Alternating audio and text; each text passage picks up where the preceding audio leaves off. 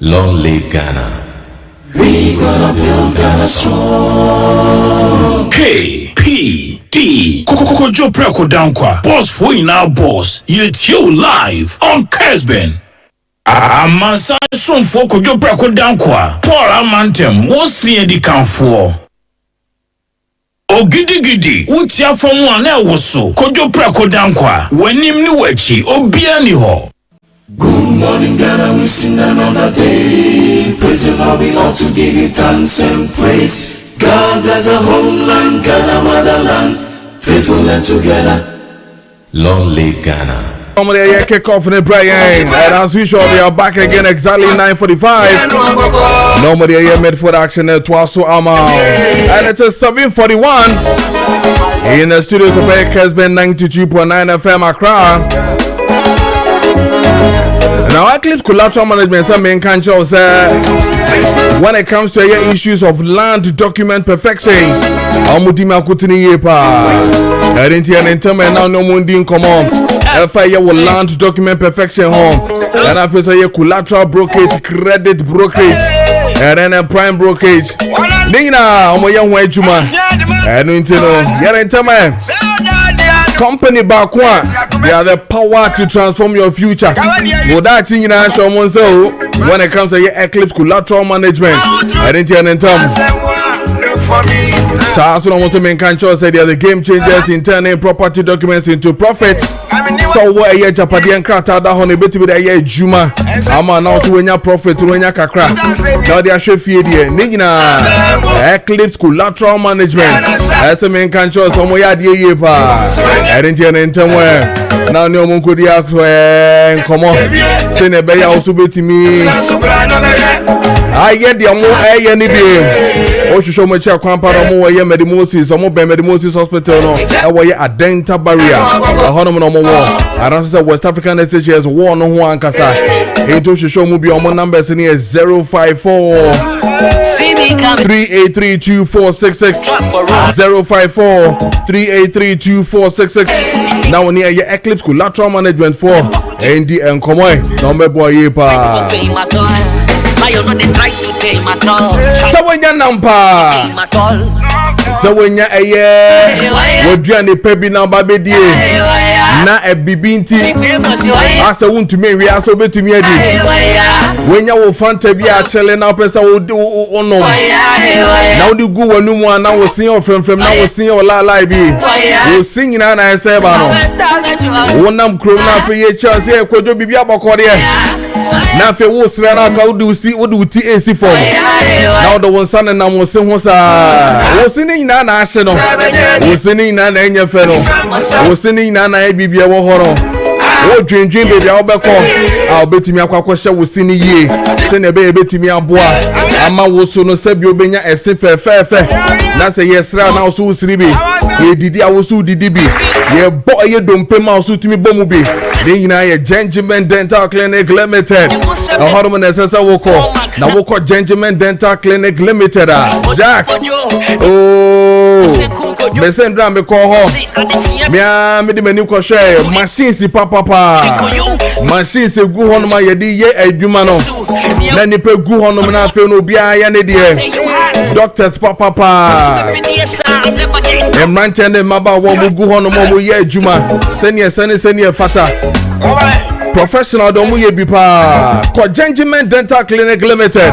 me ana me se ko ho me se mi tu ka ko ho no mo ko hwe de ko so wo ho Jack bibia ye fine bibia ye kama wo kwa wo se ne be ha ma kama omo ye examination and visual consultation root canal treatment RCT no omo ye scaling and polishing extraction ye teeth whitening ye shape braces and after so ye teeth replacement so we see na tu no na wo pe bia hye no ja kombetimi aye bia ma o so no mo ye teeth jewelries and after so restoration nina Gentleman Dental Clinic Limited ombehwe nina ma wo sina fefe wo kasa na e bakama wo kasa to say yes ababa na branch na kasa na wo ka to say koye ne sina egu na numu ono fita ya shisha ne kama nina Gentleman Dental Clinic Limited and it's a woko omo waye Nungua main lorry station ewo Accra saa so no mo Atomic down kwa benya roundabout hono mo a wori wani che taifa kwa no so check left hono na me konra no obehu Gengement Dental Clinic Limited wo ho arifeso ko Kumasi so ya Preport Junction off Bantama High Street and arifeso ko Techima so ya Magazine off Kenton Road no so and then Koforidia omo benye Central Police Station on Takrare omo water Disco Junction and arifeso Flower omo ye opposite GCB Bank no and then Tamale omo Tishegu opposite the MTN office and arifeso ko Atosu so omo benye High School no junction or traffic light no hono mo won sabeka ye Gengement Dental Clinic Limited Shishomo awaye 0598 731 823 0598 731 823 and after ye 0559 139 582 and after ye 054 99 06588 now the Gengement for Indy and come on number boy yepa Esafata sa branche na baba wa ho paria you hu se wo basa na nene wo boy wo chesty wo peja kosro sa arentia isa ne so so ye ke japade a wo so wo bi japade ye ke bia wo so wo bi ama for techo mo sa so me ko eye masase so a wo so tumi sore eye weekend ba ko se me so me ko masase so na obenya sadie we nyina na wo so ya fro bema ya fro baba wa na wo so wo future woni eye Imas Corner Estate Ghana Limited for Embo na woni Imas Corner Estate Ghana Limited for Ba Jack bibia ba ye fan ama me na me si bibia ba ye fan ama esa ne sense ase no amoton ye pa ensa say ye ton anya flat prone area ensa say ye ton a me si ensuo ton ne se so koton sase ko hwe bi mu de ewia bo no maton ma fast wunya si wuda ni wie ya June July so ya na ye bibia wo ho entisa when it comes to Imas Corner Estate Ghana Limited mo sa so mo ton ma wo erunti no janentam na yenko Imas Corner Estate Ghana Limited yenko ton sase no na sase no so bia ton ma so no e very critical on so ta sase na yo say ohone de da benda da bida babin chechu mu sa woto full plot FA Imas Corner Estate Ghana Limited for ho en kanena ye 28,000 Ghana cedis se o se we 8,000 efiso I didn't know to 20,000 Ghana cedis wow Gerentema na ko pebito na ope half plot to so to na still la no ye be for champion and na ye 14,000 Ghana cedis se we 14,000 Ghana cedis na fi ho or se ye turn 10,000 Ghana cedis 10,000 Ghana cedis ya o na nka Jack den ka ko blow ko ton ponchin o ko to drinks na wonu megu yamu 10,000 Ghana cedis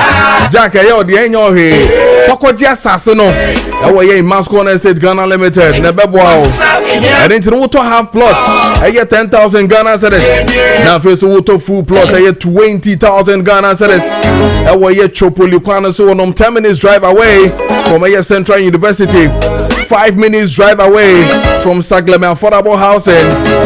And after Ponziga so be catch us say and you far left now na motorway so and you far left now na N1 so then you when you in na Accra mo e kwan so na mo ye no Jack ye ntem na kotobua na hono mo no enche e kwan ye wie ya ye nton sase no 28,000 20,000 bi o de o be ken o de nam ho na men koto asase no 20,000 full plot e wo Chopoli kwan so na wo de tena honom na honu bie na honu ye bibia wie na hona ye kama no a egusu ye kama no afi na baba pa eye masko na chopa dia wonzan kan o erinti anya nentam liyan kotobi ona muni nkomo abo ye 0553 840 646 0553 840 646 and after ye 0553 838 730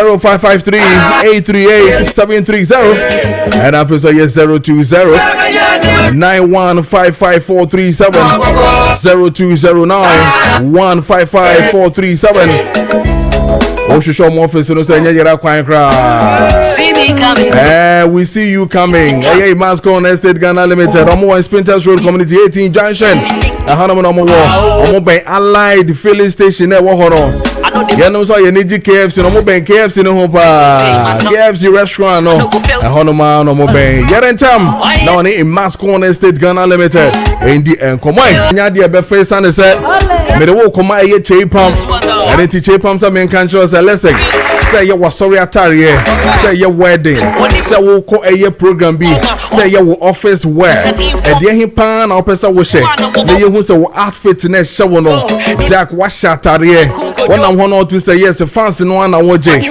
ono na atare na wo shout me say ye frost and e bisa us numbers why na pam atare na ma wo ono no pam political suit mo to say yes wa pam ma ye ono no pam MPs no eye managers e wo krom ha nyino no a ne fans ni abranti and friend chepam and ntia ne ntama na ko chepam wo awoshi market hono man ne shop no wo eye kakra kasia pa oba na skills pa abranti na mburu betimi aba office aba ufie etimi aba besusu na wa pam ntare na ma and into the time now in Indian come on 020-683-7738 020-683-7738 now when they a chepam and come on now baby 27th in the month of Yembe me watching mo akwa ba bi me ba Kessben Maakye so me din dia mansanso for Kojo Preko Dankwah we are live e wo Kessben 92.9 FM Accra obehu ye e wo circle traffic light na se hono mo adjacent the telecell office na wo circle no obehu that tall blue and yellow building no aseda twin towers but my friend the glass nkwa honom wonsa ebeka Kessben 92.9 FM your fourth floor honom na ye wo so and I will share me a Kessben TV so watching more akwa bidin at the Amasanso for Kojo Preko Dankwah and then on DSTV channel 364 and then on Go TV channel 121 www.kessbenonline.com once I become your hormone click on 92.9 FM once I become your hustle and then on Facebook Kessben 92.9 Kessben 92.9 after Kessben TV once I become a honum I didn't know and then coming home na yending common share the course of mining and the na issues no edoso ye pa but the boy home den near tackle issues na etimen ko baby now me fa me health segment no bro ACC from C4C liver specialist hospital me am doctor esia my line also from C4C specialist liver hospital na fe yending common share the echo and the be when it comes to our health issues and then no nipa ye be dog morning. Good morning, bra. Bibi aboko there. Oba dia daru masinia bibi aboko. Nice. Oto mo ye there. Erade adom me ho ye pa. Me ho ye. And then holiday but and then no bebre na wo fi omo hwe omo tie doctor. And it's in the boys atena fie. Ne boys sheda pa edu fie in terms in be ya no ombisi mu ntem no mabantam se na otena obetima akwa adwuma.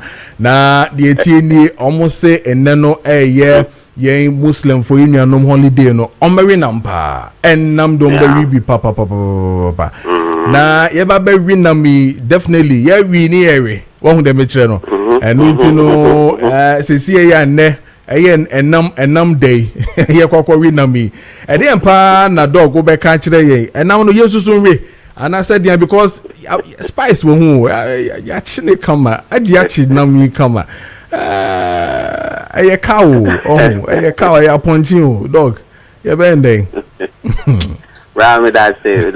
You be chia, Indian was living for you na, yeah, you know, enjoy this special holiday until you bear my munina official pada.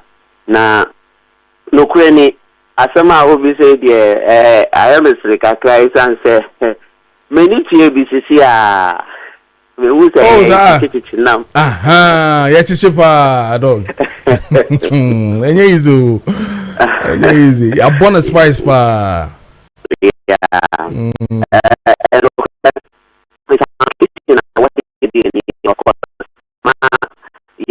ma enti tree ho bebre but ye kai ho kakra say enam titiri red meat no ewo nsanso kakra di ja nipedia no o ye bema ofa red meat ni bebre a it may increase your prostate problems.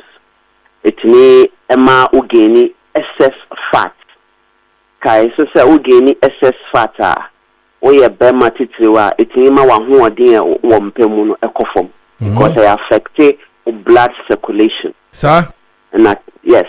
Kai so say bi bema no dombe ni nti kwa nti moja timi circulate ya na akoho na ma ho odin abem. Nti nam bebrere no etimi esi saade no etimi ma prostate but etimi cause kidney problem. Ebiom ye liver so ene be process sa anam no. Liver so ade a ompe red meat. Nti say you consume red meat so the can your friends chevron which is goat ne mutton cow deli all those ham which has pork ne the account na they are all red meat. Nti saa enam we na ye ri bebre no etimi kofa how the brain ye nuanom ma so etimi increase o chances of saa fibroid ye ka say o fibroid o estrogen e feed no which is your female hormone e feed fibroid no manini no o wi nam mono bebre meat bebre a otimi ema fibroid no so eni o feed fibroid no manini yen so a ye yefo eso na ya build visceral fat no yetimi feed this fat no ema yetimi nya problem ewo yentin mu ene adwen mu de ye kenyina ne se ye hia protein no kakra ewo fish mu kakra ewo kosua mu kakra ewo meat mu nti ye hia no kakra nti eni kwan se ye ri man buru so bu bebre akoye season nti wo hu se ye kunuma enam no gu ho bebre o re what you are very busy. I'm busy. O di namna bam busy. Oh yeah, kopem say. Obe hu say 0. Pacho. No there ebe how. Was sanso a ede beto ni pedian so. Na bibia no se ne dae kan yenye no in moderation. Na nkwa nkofa o how ambre. Nti boys and girls. Pacho. Onkra kakra. C4C7 fa mamu. Ene. Dog, I dare talk at my so do.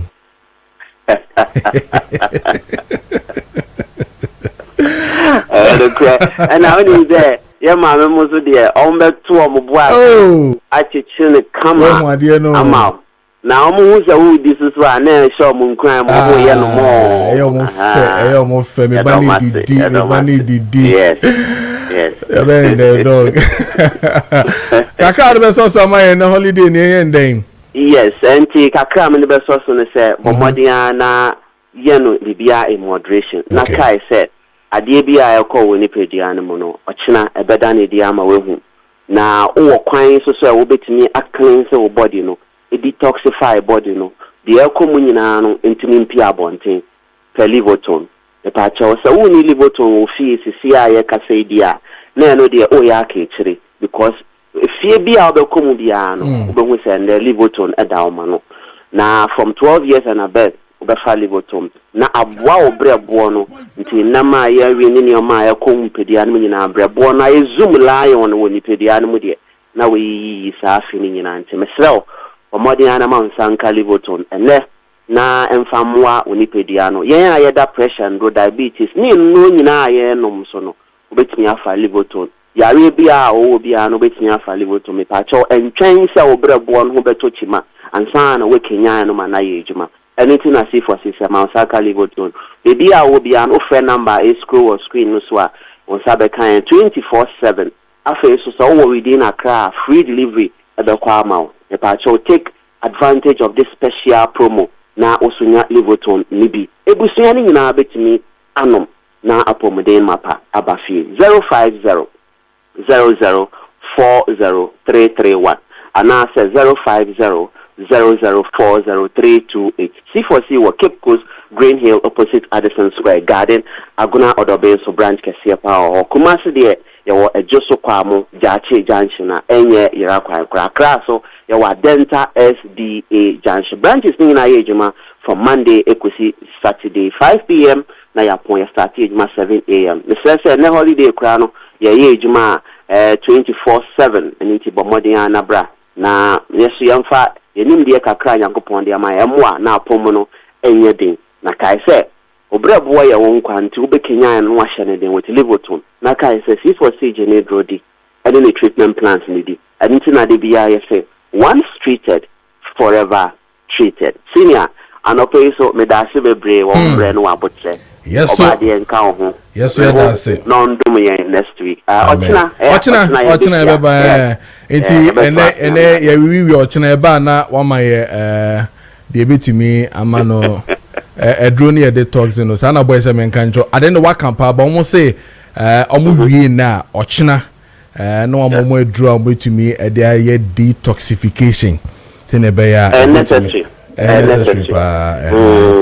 Na miso no homo abribia mate do yada sibibre doctor Isiama me doctor and you know Edin coming from C4C liver specialist hospital. Time check is 2 minutes into 8 a.m. So, you best see everybody in Komo Meko Ayatakra, the web President John Dramani Mahama addressed the fourth biennial applied research conference of technical universities in Okudi and Komo Honum. Meko Namene Aye Collins Bwedi, our correspondent or Aye Jubilee House and anybody in Komo no my details in President had mentioned some 10 million Ghana cedis to be given to these technical institutions. You know, the Beji Emu Enchiremu Yepa, where the 10 million Ghana cedis each ama these technical institutions no then enomo de babaye will look into all these matters na fe ye Collins Bwedi ye correspondent to Jubilee House and no Eddie and Komo afa ho. And then I will come back and come and deal with this issue of okay say helicopter be Eshias Watema Community 1 microlight aircraft be reporting on ababa bedu report the bedu ye no report no SDN and also ibedi ho enkomo ye pa. Then we'll head straight to South Africa where the rebel youth group are attacking other African nationals. No my press conference na omontiase se Ghana ye evacuate Ghana for efi ho no menim de enti omontiase ye bedi nkomo ye be share press conference no na fe ya toa sa issues no so ewo honom a ebedi ho enkomo ye pa. Then we'll look at numerous of accidents ACCC wo man no as to what is really the problem ebedi ni na ho enkomo ene anopay. But me enko tie omampanyi John Dramani Mahama ewo the fourth biennial applied research conference on technical universities in Komodo Kudi wo takra de no yenti na fe me your correspondent Collins Bwedi ending komo all the way from takra de na fe yentwaso. For many years, much of our national academic attention naturally gravitated towards traditional scholarship and theoretical research. While those contributions remain important, the demands of today's economy require us to place equal emphasis on practical solution-oriented research that directly addresses society's productive needs.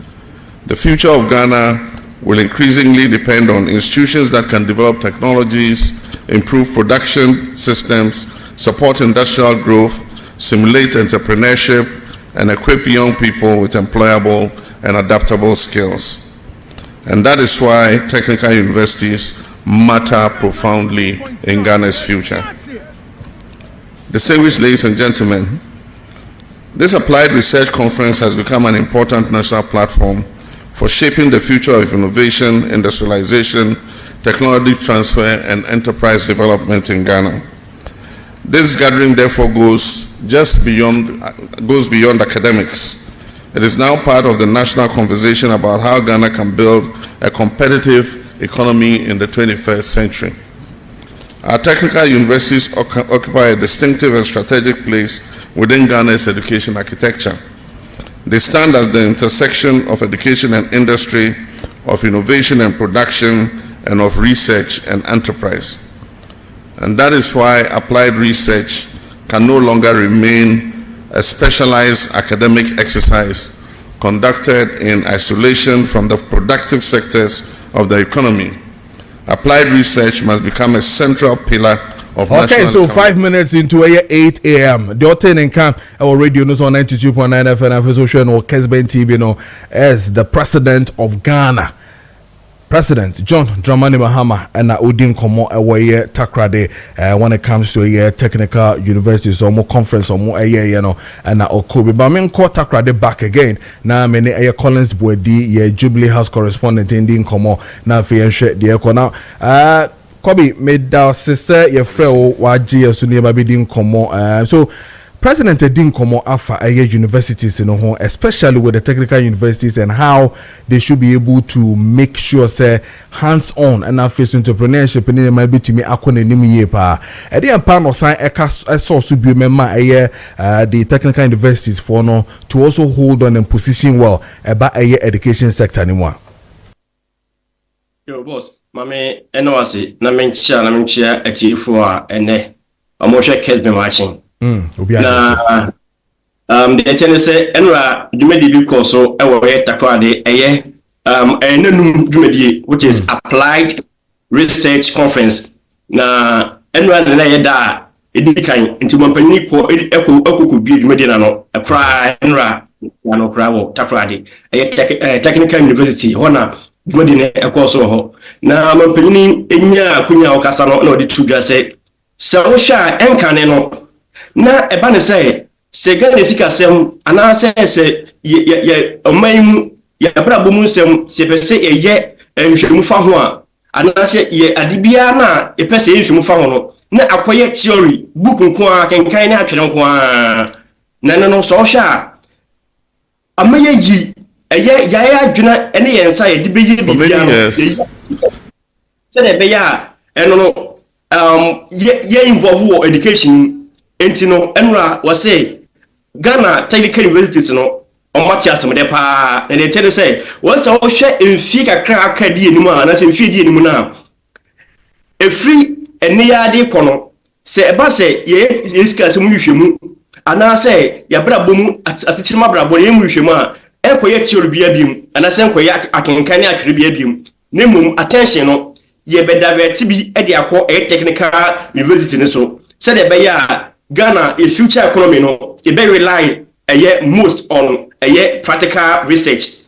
And you know omanpanini kase mu no say obehwe say edisike putu ebewura technical universities nim say de be ya mo so no abra no enuma ehia ema Ghana no anase no me ehia mo say de be ya Ghana betu mpon be fa ntum afra eba ya brabo mu eba isika asemu eba enyuma asemu ni nyina no obetimi aboa omagana no se de be yomo nso anim die na so modisua no ebekọ anim pa enti se ohwa omampanyini John Dramani Mahama Ghana mampanyini de tudwa se e free ene edi koyai wofa adwene bi se wo be support technical university se Ghana ha no ebia 10 million Ghana cedis 10 million Ghana cedis 10 million Ghana cedis na ohwa se sika we esika wode we allocate free 2027 budget ni enti henceforth no obia technical university o Ghana ha no obia benya 10 million Ghana cedis se de be ya mo so no betimi dia so masene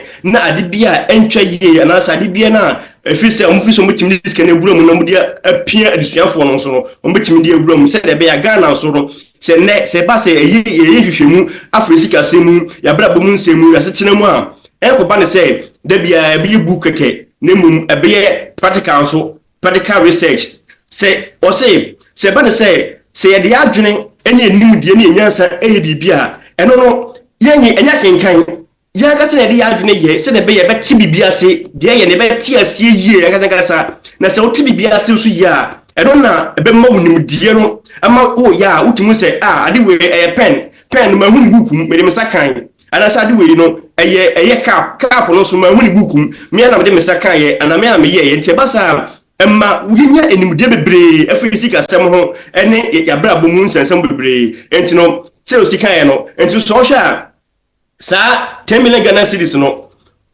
it means say allocation of sasika no ni nyina no usame na apwa ebeye 100 million Ghana cedis and e kwama technical universities no se de be ya mo so no ombetimi apushi omo na ade bia atochima atosini e wo technical university no so no omobetimi ede aya omo ye se de be ya enemrem se ka se yehia enimdifo afisa school ni mu anase enimdifo amoma be ye research bi na hwehwemu a ekoye theory bia biem nemum ye de practical no so ebi wurawura mu se de be ya Ghana so be pa ntum epafra enti sa ensem wi ene ensem a mampanyini John Dramani Mahama etimi edi tudwa o abra ene okọ BS adwumadi efe no applied research conference no na num dwumadi enti ene na sha ase free ye enti me se efiada ade kwa me da so de na dwumadi ni nyina aba na wiye na dwumadi no se na be ye mpanyimfo nyina be hyiehye mu a mo beta sa adwendwene oman akwanya oman Ghana betimi afa so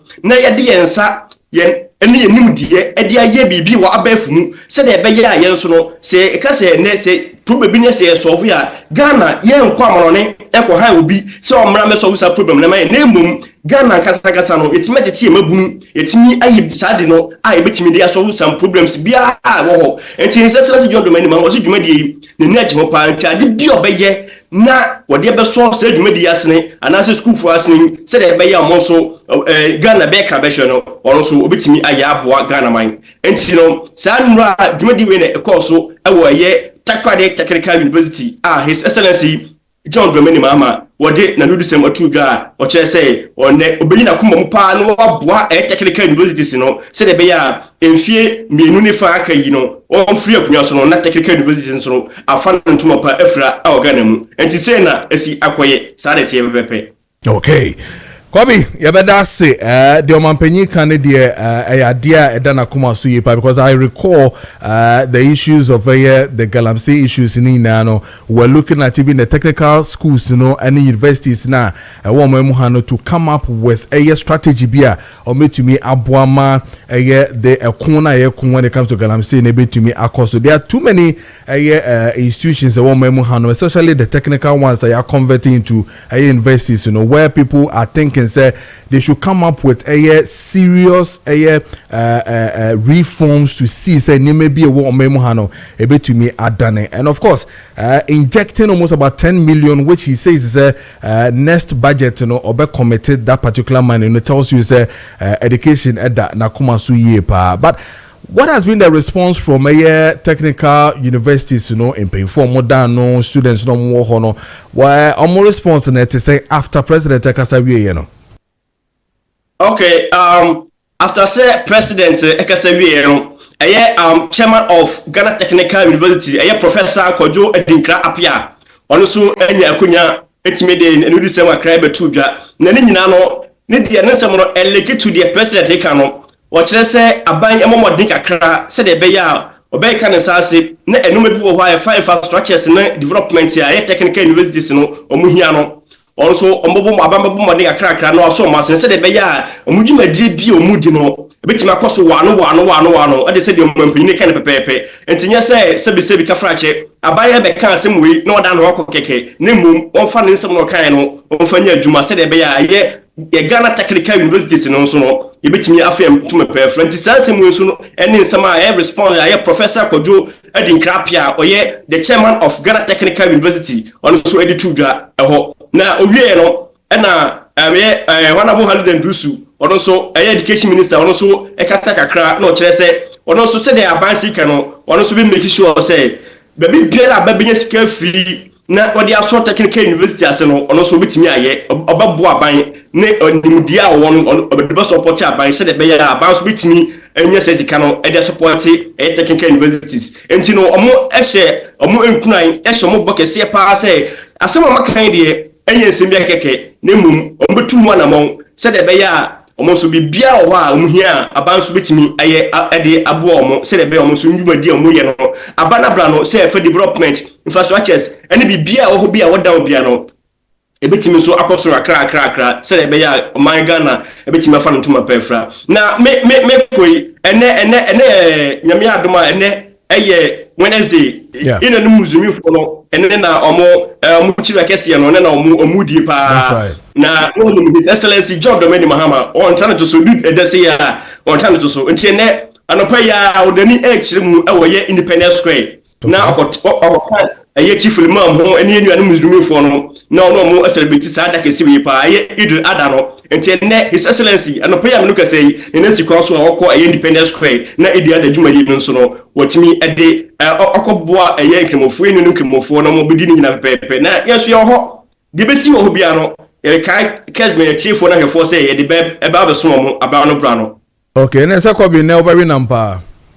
Na de me brobi Kobi, mera say any ejuma fa wo ye wo Jubilee House ye da see pa. Kobi, any no edi and common from a year Takra Day when call for a year the 4th Biennial Applied Research Conference of Technical Universities, you know, course so Takra Day and a di ho and common. Mama Sankwa Manu Studio this time around is a sad news that got in. The issue of the accident in Kinkenso in the Ashanti region, Ashada Ankoye Kra Amma 12 passengers Efimu, which is sad. I mean, so sad. Nye at the Pakra, but of course, I idea esi. Bibidi won komo ye pa, but yenshe na face no okay. So on your screens, more Kessben TV so na face so Facebook no mo na mo share accident ni see. You know, I mean clearly, I know shit. I mean look at the disaster. I mean look at the share. Just a kind of say cry. I mean you can't do anything about it. Share.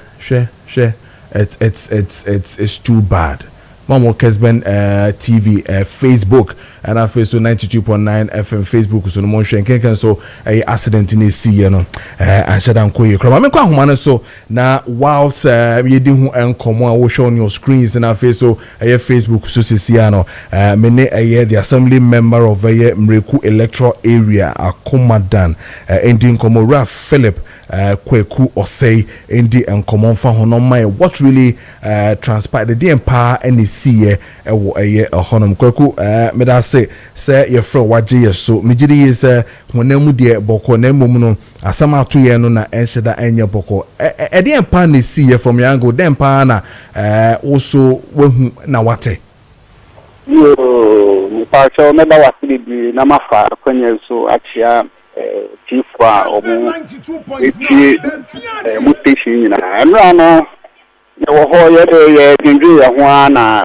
nya information say KPD nya accident so NAC International Hotel animu ho se ma ho ye itu mutu eko ho party kuduru ho no na anu nyan ibi kwa atane wo mani esan ba fi na me san fa kwanya so na mabo akwada regional police commander ne na juma efu nyina baso ahunhare a omudimika na fire for ebitwitwa yi emu a no mo ewu woka ni nyina edipa edini na afayi mu ba omohwe omo nkwa asede ohe mfunyina wanya aka no etitete efaye no me ani nokuri ni na assessment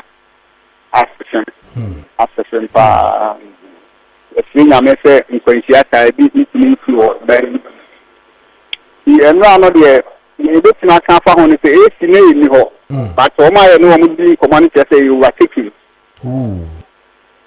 anaka no for so me nsa trader ni sia mo no mi no de tini gram ma na ka de ani akrita no e crash ye no ma nipa esi se ntmango asem ketwa wow overtaking into overtaking na come yensan kwa na overtaking at a go to mo fro be pono na feed wum to mo yensan nyina to asu san ka foforo na we no fi teach mai trader no fi teach mai e kukuma se to mo no fi kuma se e ba teach mai ti no ma be di fi teach mai kukuma se no kwan ni nti o mu shi asa no mi no di ani mu no bi ti wura na di nyan kwanhia de na eno na to so ne yensan to when hun no de litrani we hun ntem dia no bi shi ata pepe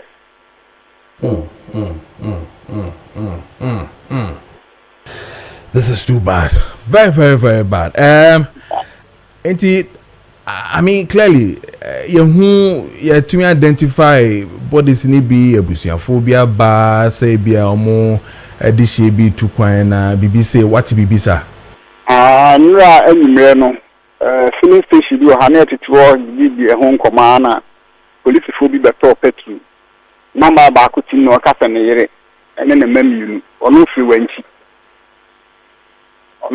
nipa yi tim se we egusuani a waba ye ne di nkomo kasa ne yere ne mamienu wo mun ne saman no apart from saman no de ye ntin obi anka bi but ni se pana lulu station ante makru nti abusuafo no bekete ade ati na yebi ye be call hospital ho na ye hu de abusuafo na bo se we go ho nso ni busuani a o mani mu no ye antman se bia ka se de hu woda ho hu no ifi se no de obi aba obi hu se lipen afa na de na nkemu force na edofi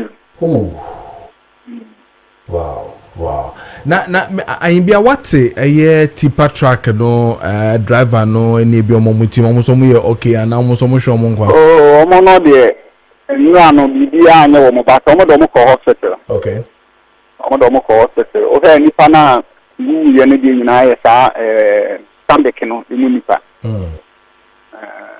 sambeke no nipa the driver ne mate ne there's a moon driver no crowd we wu ho a omo de ko hospital okay anope ne be hese e ko hospital na information no we prade okay no mtimu janu nene amane amebi emze ne family ne baba pezi but anope de yente omunka okay e kolona yako akoke definitely yeah SSO DHMA na wadama bibie ni a oma yaso ete update no yeda se yepa brakweku nsuna dama sepa all right yene yeda se yene Philip Kweku ose assembly member new Mreku electoral area akomadan ye no edin komono den kenkan so accident is here 12 passengers killed away accident in no honkomo na yidi the CCA ameno kase sa story but we'll see and then let's see whether you bring other information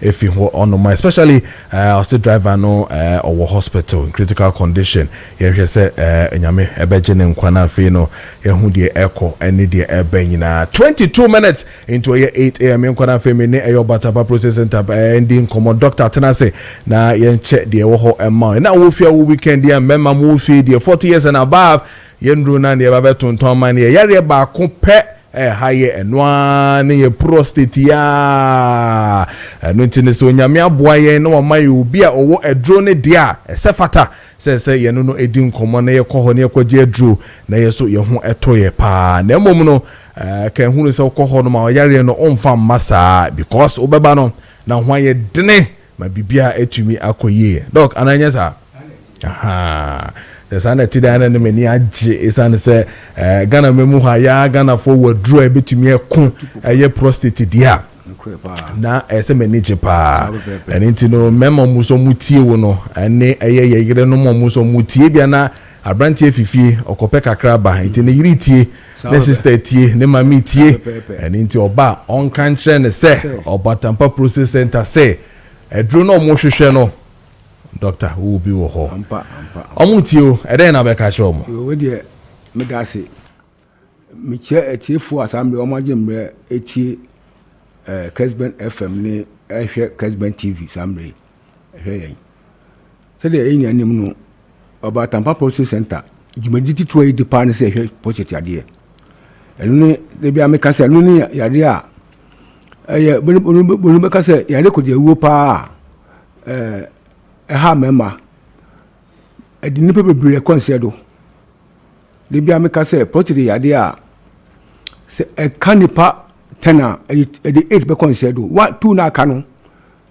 se bia se yare fu fanfan man kwa no asa besande o makwa nsedo yade bia starto a etise de wudini edi etu ache osise so kun o danse bo bekun because start na se de bia na unya akọ hospital america se opposite ai kase a eche you are in danger because every day bia ebeko so saa kudu baby a bedu baby na fina akoye ekru abofo fan cancer no na cancer na di nipa consider no nti de bia me cancer obi eso mechi akwan a danase achede kase pa obi opposite odbe mo obi opposite so be odi me normal be manu ache mechi akwan because post the idea no and when do any simple sa and then go for aba ya omo dey say o mo post the draw mo post the draw so what so be cancer or post the draw busan say na do no edo pempa ade pempa na eye so what so post the draw na edo no shrink post to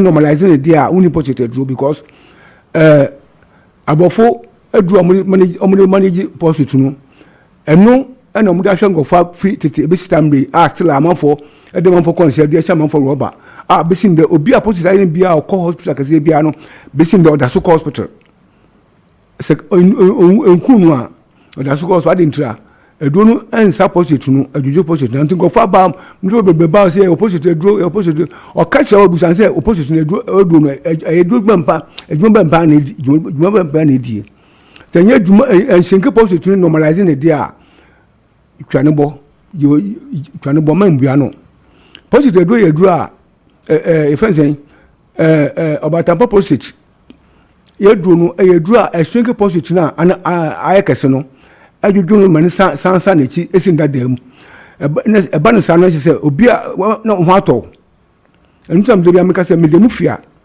because me ankasa ba me ya post me ya condition no me no mu bebre ene sam rezo me hwa ya afo so bebre ba be dia dance ba complain say makwa ha o say makwa do beba mbia no ensiaga no ba no ma che so nya abutro abatrase na ohubeto ampanso mamu na dubu ka kono no na hwe post na dey ashrink anormalize na afina no ato no nti se me ka se mo post edu a nya go na medi de bia ye se ni anim post ye ade a ye mamma nko a mamma edi be se 40 years e kono ye be mara 40 years ko a check post to no condition se de tie o mu na sa yare no e ha o mu na post tin satewa e mo adwunso pi anajo edu anajo a bo yinso pi uguso awunso ne bedu baby junso kan se wa ma ho ya anjunso a na awunso agu ho ono akro no a wa ma ho ya ha junso kan wa ma ho ya ha obejunso agu ho no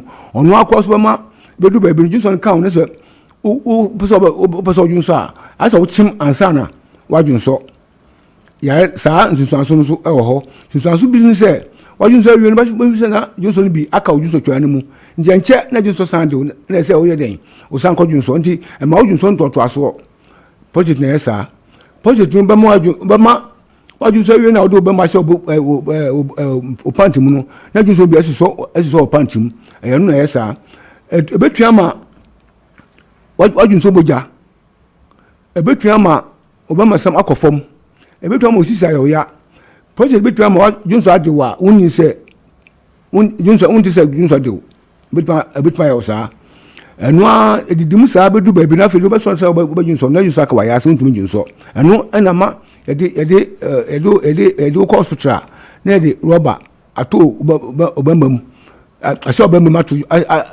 ewo junso twa no mo se de be ya junso na aka wa ya sa na se be so wakusi se be se eno na be junso afam na se ya de we ya de boni a se de meka no ya de a eye memma na ya boni a se kanwa edu ko wom because estatoa se beja o de easy na no na mi andum ya mu aduru a shrink post na ekese no normalize no even answer na bo ubenum fansen be shrink no kwa bo sense of improvement we just be ko form na afina wo nya ya sako enti se me ka se mo post aduru no a nya agro na midi me kana ni be so pa enti de bia me ka se post aduru de wo pe obi o wo na aduru pa na so utwa me ho a da bi unye bisa because me abra eto me no me bread papa say me aduru sam ho ya de and am de hwan manfo no ena me ka se so amanfo ba makache dudo na ebe ka no kra chere me no ka chem se obi otun se bachelor akoba bia an ho nto no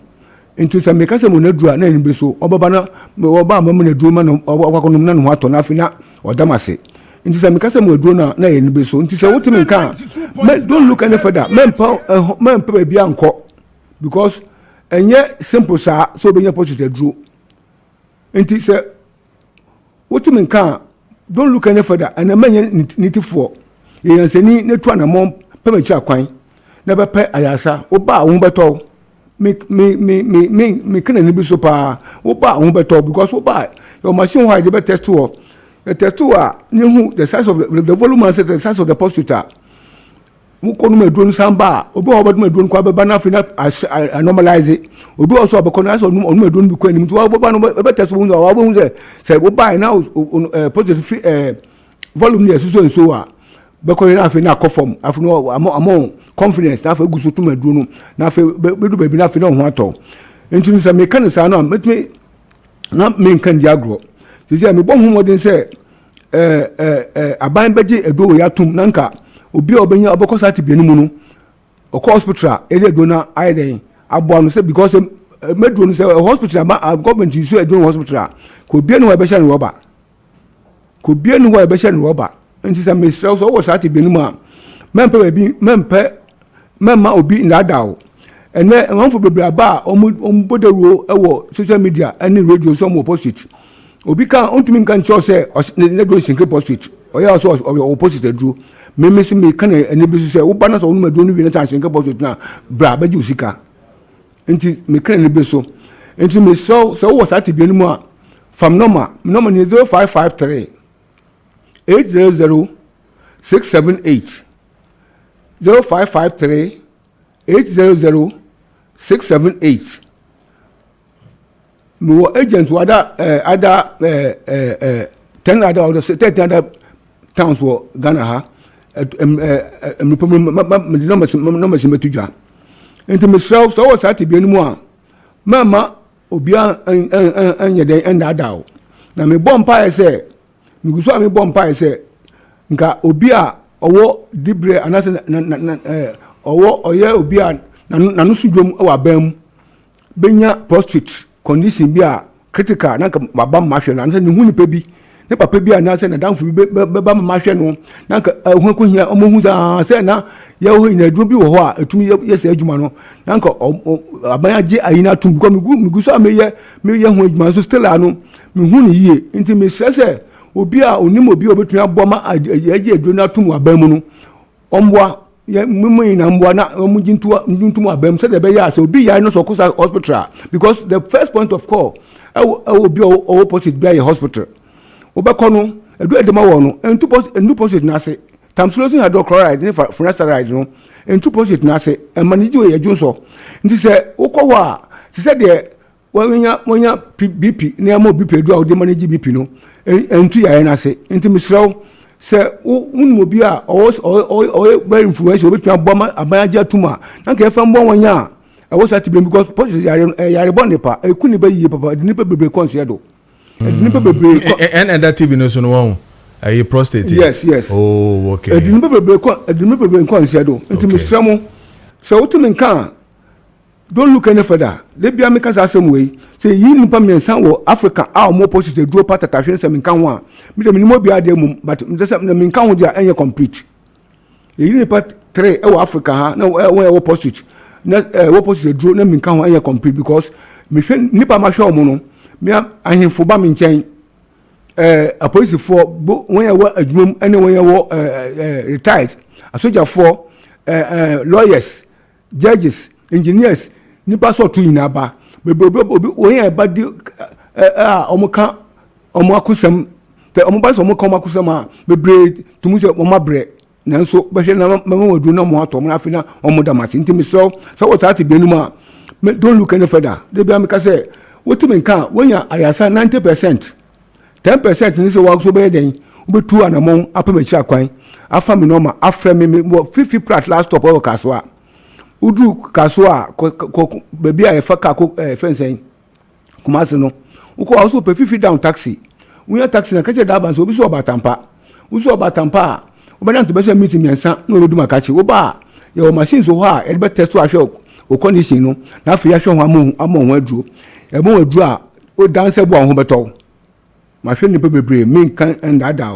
o danse bo ho beto nti amanfo ya o so me ho de process last stop makati post last stop nse wo chincha bre na hunya ya sa man dwin se bia edoni baby pemachi akwan na oba ho beto okay and more agent to other places like Sunyane ahaya make us say Yo, Mr. Francis. Okay. Francis wɔ ɛhɛya Kessben ɛhɛya. Okay. Who were ha? When I say what? Busa sɛ ɔhwɛ Mr. Francis. Ɛdɔn bi wɔ hɔ ɔba hɔ ɔbɛyɛ bi ato. Wɔn yɛ wɔ Accra Newtown Mamobi ɛne ne environs no ɔba wɔn bɛyɛ bi ato. Sunyane nɔɔma nie 0539 122 799. Sunyane 0539 122 799. Kekos 0249 1267 4716. Kekos 0249 124716. Kofodia 050 740 4737. Kofodia 050 470 050 740 4737. Bibiani 0243 686938. Bibiani 0243 686938. Kumasi 0249 496166. Kumasi 0249 496166.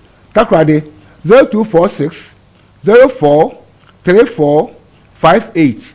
Takrade 0246 04 3458. Takwa 0244 929401. Takwa 0244 929401.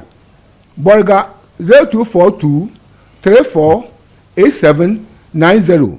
Borga 0242 348790. Agron Sodro 0558 715581. Sodro 0558 715581.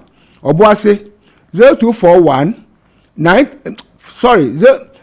Obuase 0541 930625. Obuase 0541 930625. Domahinkro 054 8 454 123. Domahinkro 0548 45 4123. Domahinkro BM 0548 454 123. Osino 0244 64 19259. Osino 0244 64 1959. Upebia no was and be a mabodi no from na kopebi ohoko a obeyibo ehoato ade aboa ama ho ato. All right. Timidamase. Yes, so yeah, that's it, doctor. And then no 18 come from Batampa Process Center, and no more 18 come on. Now I mean, can we now for Yentwa Ejumediano? So now from Golden Boy and Nas Mampontain. Also, good morning and happy Eid to Muslims across the globe. May Almighty God listen to our prayers. Amen. Now, the opposition party, the MPP, they are so confused, especially the minority group leader, Fenyo Maakye. If you look at him very closely, it means he has no hope for 2028 elections because the MPP has no message at all to deliver to Ghanaians. Yes, my regards to Chairman Nana Kwesi and then Baichanfo. And not forgetting Chairman Kufulu of the Kwabri East constituency, where FAA Golden Boy and Nazma Ponteho and not the way a buyer. Now, the one says, good evening, Kojo. My wife is still waiting for the promised Women Bank to open her account. Where is it? Kweku Francis from Huni Valley and not the way a buyer. Then there's another one. Okay, I will do this birthday for you. Definitely. And then I have another one coming in from a junior policy analyst Kentampo or master planner junior policy Kentampo, or say the NDC scammed Ghanaians to win power, but now the reality is catching up with them. You cancelled E-levy, introduced doomsday tax, and now E-levy is back again. I don't know. Kioneta by Ghanaians are watching closely. This one is from Master Planner Junior, policy analyst from Kintampo and the D-Way SO Ebaye. Mamin Kancha say ene amino eka say Great Kingdom Medical Center and the free screening no ene anope or shall 8 o'clock. Wa shall say wo honoma omo ye omo free screening no omo kuso yes enti no wa wote menka bia na wo pese wo kɔ na wo ye wo free screening no efa wani ene dia ka bia no betumi akɔ. But interesting part is that foreign partners wo Canada ababedu omemu hanum enti no ye mo sebi ete esi mani so no meka cataract no surgery no ene abrofo no ebeye ni nyina na sike bia obetua bia no se menka ncho se 50% of okano Great Kingdom Medical Center and the foreign partners no omafa and unti no wo betua 50% pe ewom and it is a water menka pa dia Jack yen ntem dware na unyare kra na mpacho yen ntem ne yenko ekropon na yenko the friend is saying Great Kingdom Medical Center aso omo ben Kingdom Estate ewo ekropon na sebi yenko na mo nkɔhwɛ yeni no emai abofo na ba ne de mpacho yen ntem a na yenko check isane say 50% of o cost na nke de be adwuma na ma na say de be hwɛ wani no atene edaso no Great Kingdom Medical Center and in the foreign partners no omafa and no yen time na bra na be free screening na cost no 50% free of any cost that what we need so bia no cataract ni tichu no omafa ne nyina just pay half pe na omo partners omo fi Canada and hospital no ebe fa de aka ne nyina no omo so no omo bossa aka ne nyina ama umpegwe na opedin yen time enna me no kase ya na tutu anamom na ko ekropon sisi Ben Kingdom Estate ewo the Eastern region honoma na se woko intemo na fe kotenas na yendi enkomo omo numbers no 024 5504 024 5504 and now she says 059 3722 619 059 3722 619 na woni mpefo ending komo ewo Great Kingdom Medical Center for hona fe woni no yenkohwe mo anti say papa ana mame ana unua wanti bi wo sister bi ana sabi etesi na ni so pa dia na no pa me no ka say e ka no eso eno nti ene ntemo na ko Great Kingdom Medical Center na omo enhwe ma na mbotumi ama bibia etumi akoyi amao check with your time 43 minutes past the hour of 8 a.m. Idin era mansanson for Kojo Preko Dankwah Kessben Maakye so na wuti sisia no me catch us the issue of microlight aircraft crash no hu komo no me no bedi pa but answer na me di san komo no ma me nko na afi nkodi nkomo emfa what is happening ebo South Africa.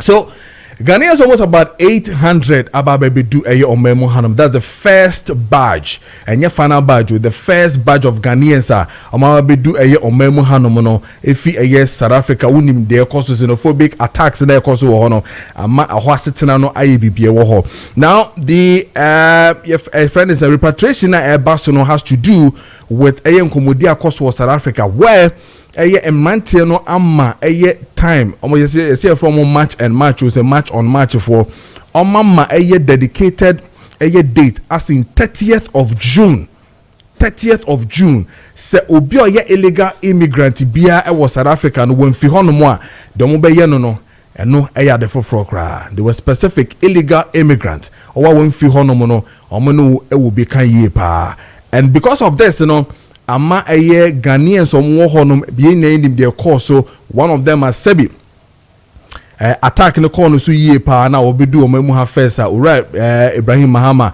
yedana se wama na adwuma oye no sa pepepe anama Ghanaians omwo honum mo yemo hihye omunti no obi apese oba ne krum no obetoa so somewhere saloon omwo saloon no honum mo rane ebi rane shops ebi pamade ebi ebutri and all those things those jobs in na ana omo ye ewo South Africa.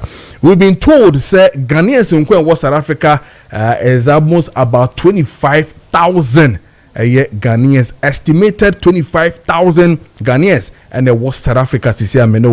Now, when all these 25,000 shift, when Nigerians shift, when Zambia, ubia Kenya, ubia a shift here, if it's acronym, what happens to the economy? What happens to all the things that are really happening? Indeed, so what it means is that they will definitely respect the protocols and then they will leave. But the rebel youth group South Africa on my press conference asking why now accusing the country Ghana accusing for evacuating Ghanaians from South Africa, making them look as if you paint a picture to the global world. They say and your papa and nunti and yes. So the evacuation of Yankasa Ghanaians has become a problem to the same South Africans who are now causing the mess.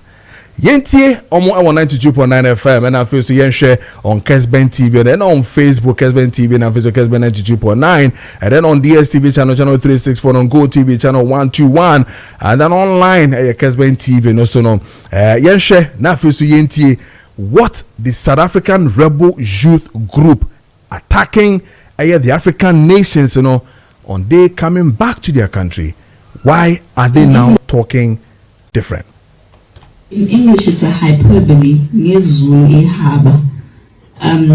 I think the Ghanaian government really overreacted.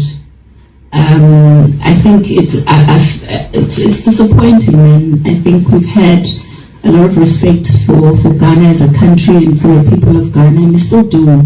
But for them to react in the way that they did is largely dishonest. Because for them to claim that there were people who were beaten up when they know there were no people beaten up, and for the Minister of Police to even echo that is absolutely ridiculous. What we saw in that video was Victoria Africa talking to someone who had broken the laws of the country, coming legally and stay illegally, which is something a lot of foreign nationals do. And instead of them addressing that issue in a correct manner, to say, listen, we noted that there's a citizen of ours who's in the country, so broken the laws, these are our addressing that issue in a correct manner, to say, listen, we illegally, which is something a lot of foreign nationals do. And instead of them addressing that issue in a correct manner, to say, listen, we noted that there's a citizen of ours who's in the country, so broken the laws, these are our concerns, etc. They decided to do a whole PR exercise that would paint South Africa as xenophobic. Very disappointing. And now we've got a lot of these Ghanaians on television actually telling us how they got into the country. Many of them are saying, I'm here in South Africa and I came on a visitor's visa, I'm staying here now, etc.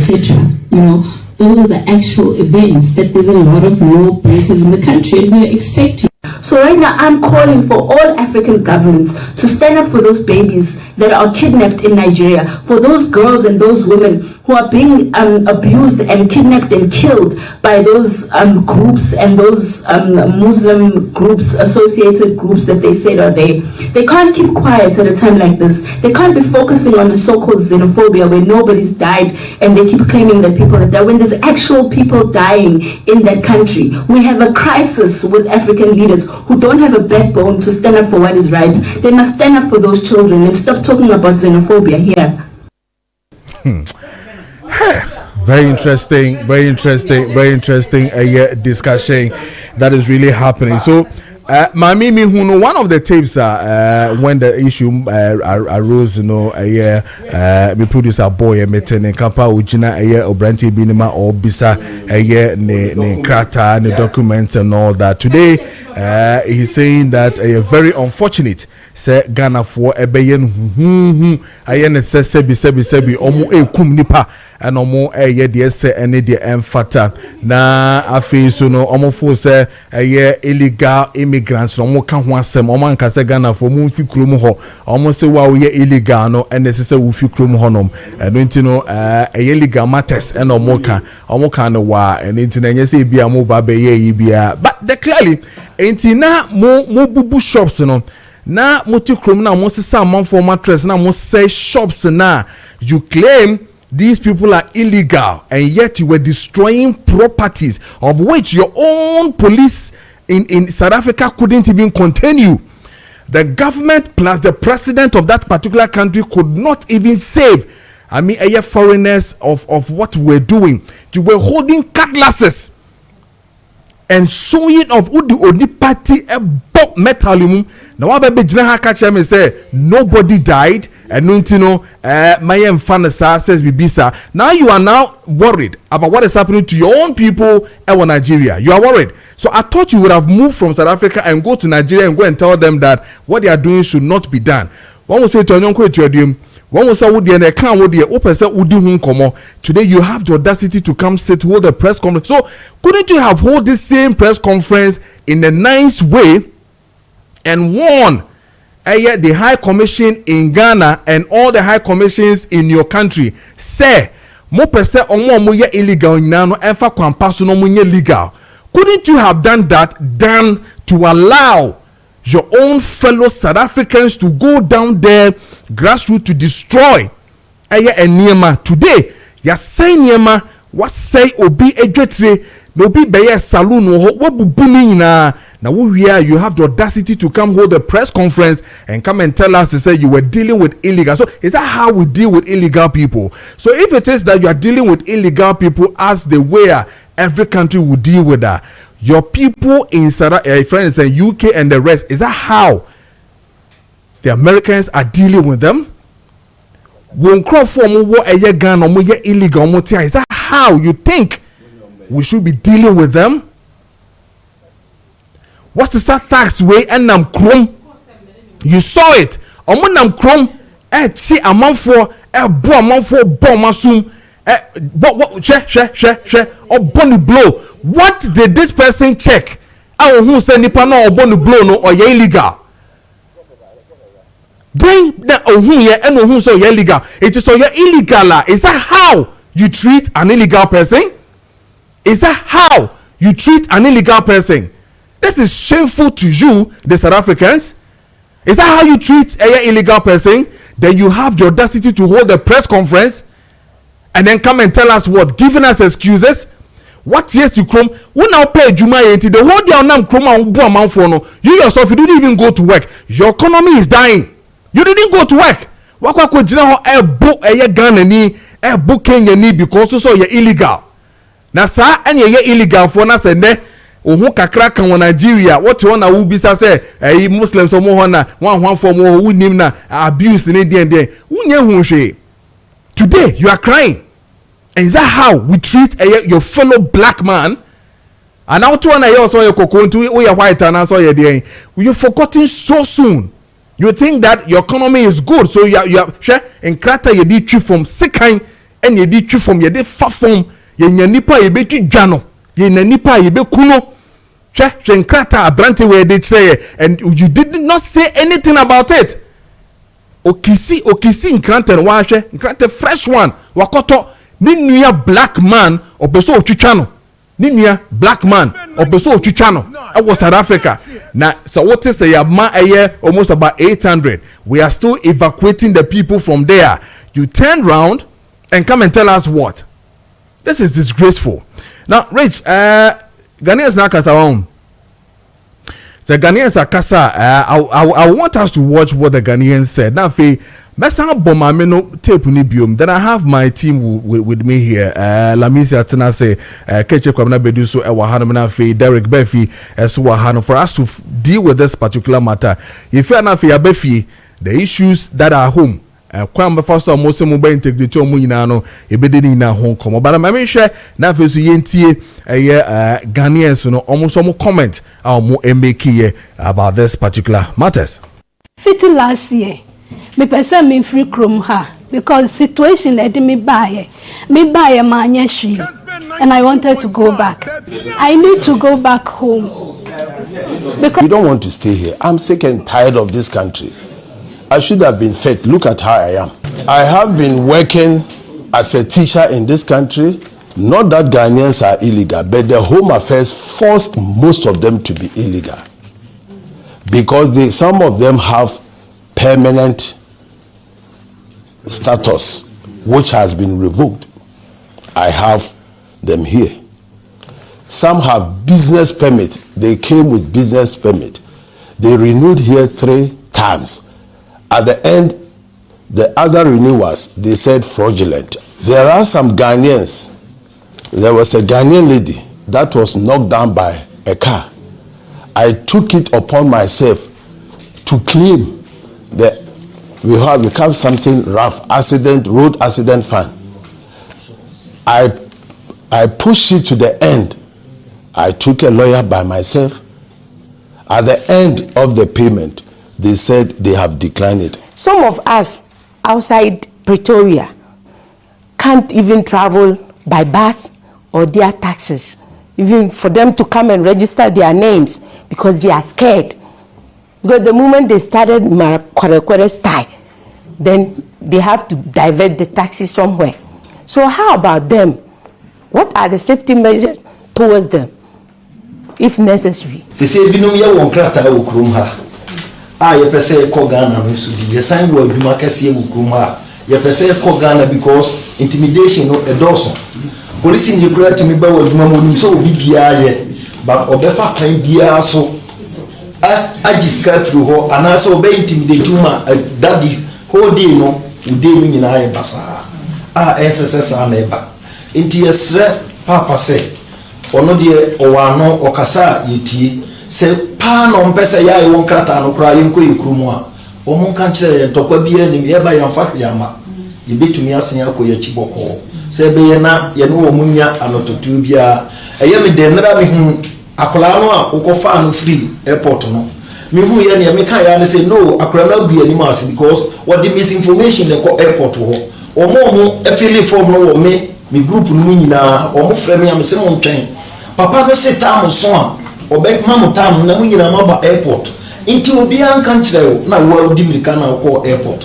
but anopa me say hu say wa ko fa na wo na kasa me me kan ya ne say hallelujah papa na yi efre ni ngwase ni nyina inti me srew aduma papa na wo ya ne obetio ne wonti ya de mpaibo eta wachi ye ne sa amaye na nim say you get to Kenya. So what we are seeing or witnessing is not something that is going to end today. Most of them have put these guys who are doing these demonstrations on a payroll, a strong one. So it's not something that's going to end today. I'm looking at a worst scenario as a business owner is in discussing with the South African counterparts if they can actually have a takeover plan of Ghanaian businesses, because at the DTI they've got a takeover regulatory panel where they will be able to give us offers so that they can take over those businesses to their local South Africans so that we can live peacefully. Because at times it's also so difficult having stayed for years running businesses and you just have to leave. And many of our staff are also leaving, and at the end of the day, how are we going to pay the rent? I personally, I'm even ready to go back to Ghana, but because of certain situation, because my children are here, there's no way I can also leave them behind. Refugee pennies na so ya na force say at the end of the day we be to charge ho. Ya ma usikampo 2000 ni engineer ma say 3 months betua na san renew eno kra ya enye ma. Na permit no so a ya enye ma. Enti ya no omo accuse ye say Ghana for yan papers ya papa midin sra mo say enye no kore.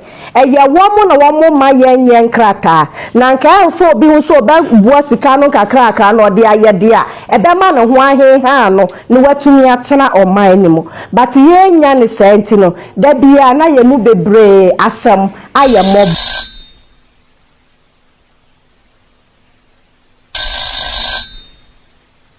Kessben 92.9 the Piazzi Kessben 92.9 the Piazzi Yeja eye factories ni na dia ye ne kakra kra bia wo ho bia ye ne ye mane ye yire no ni na e beba bebo bra na wa ha arenti ni yeso ye wa ban eniema na ese da nko yie ma yen na nke ye na nka wanka sa ma mu so no subsequent government abesi nko nyina wo ye de sene de fata na ko yie ma ye Ghana fo ankasa anatimamufu ankasa bio nka kwantu ente se anka ye nkonkobo sa abrawe na so bi ti ho na so yes saloon ni ha difference be na wom enti sa branch no ko tumi set ono ane saloon wa ha no manka die ne nke besie wate ye gwa unua be ma unua ba o se me yes saloon ho me ye barbering shop ho enti barbers egu krom ha no na ye na ban abesi coffee tea rollins time bisi ekofo kwan so penso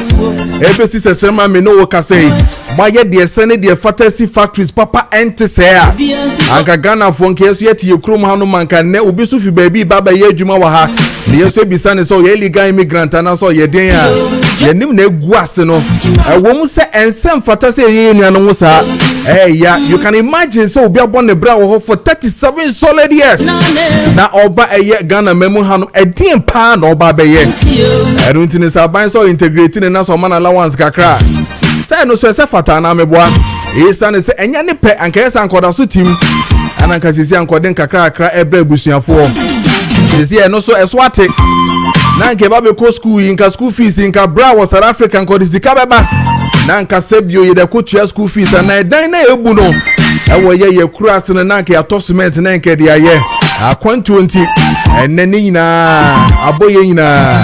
But what we should know is a lesson to us.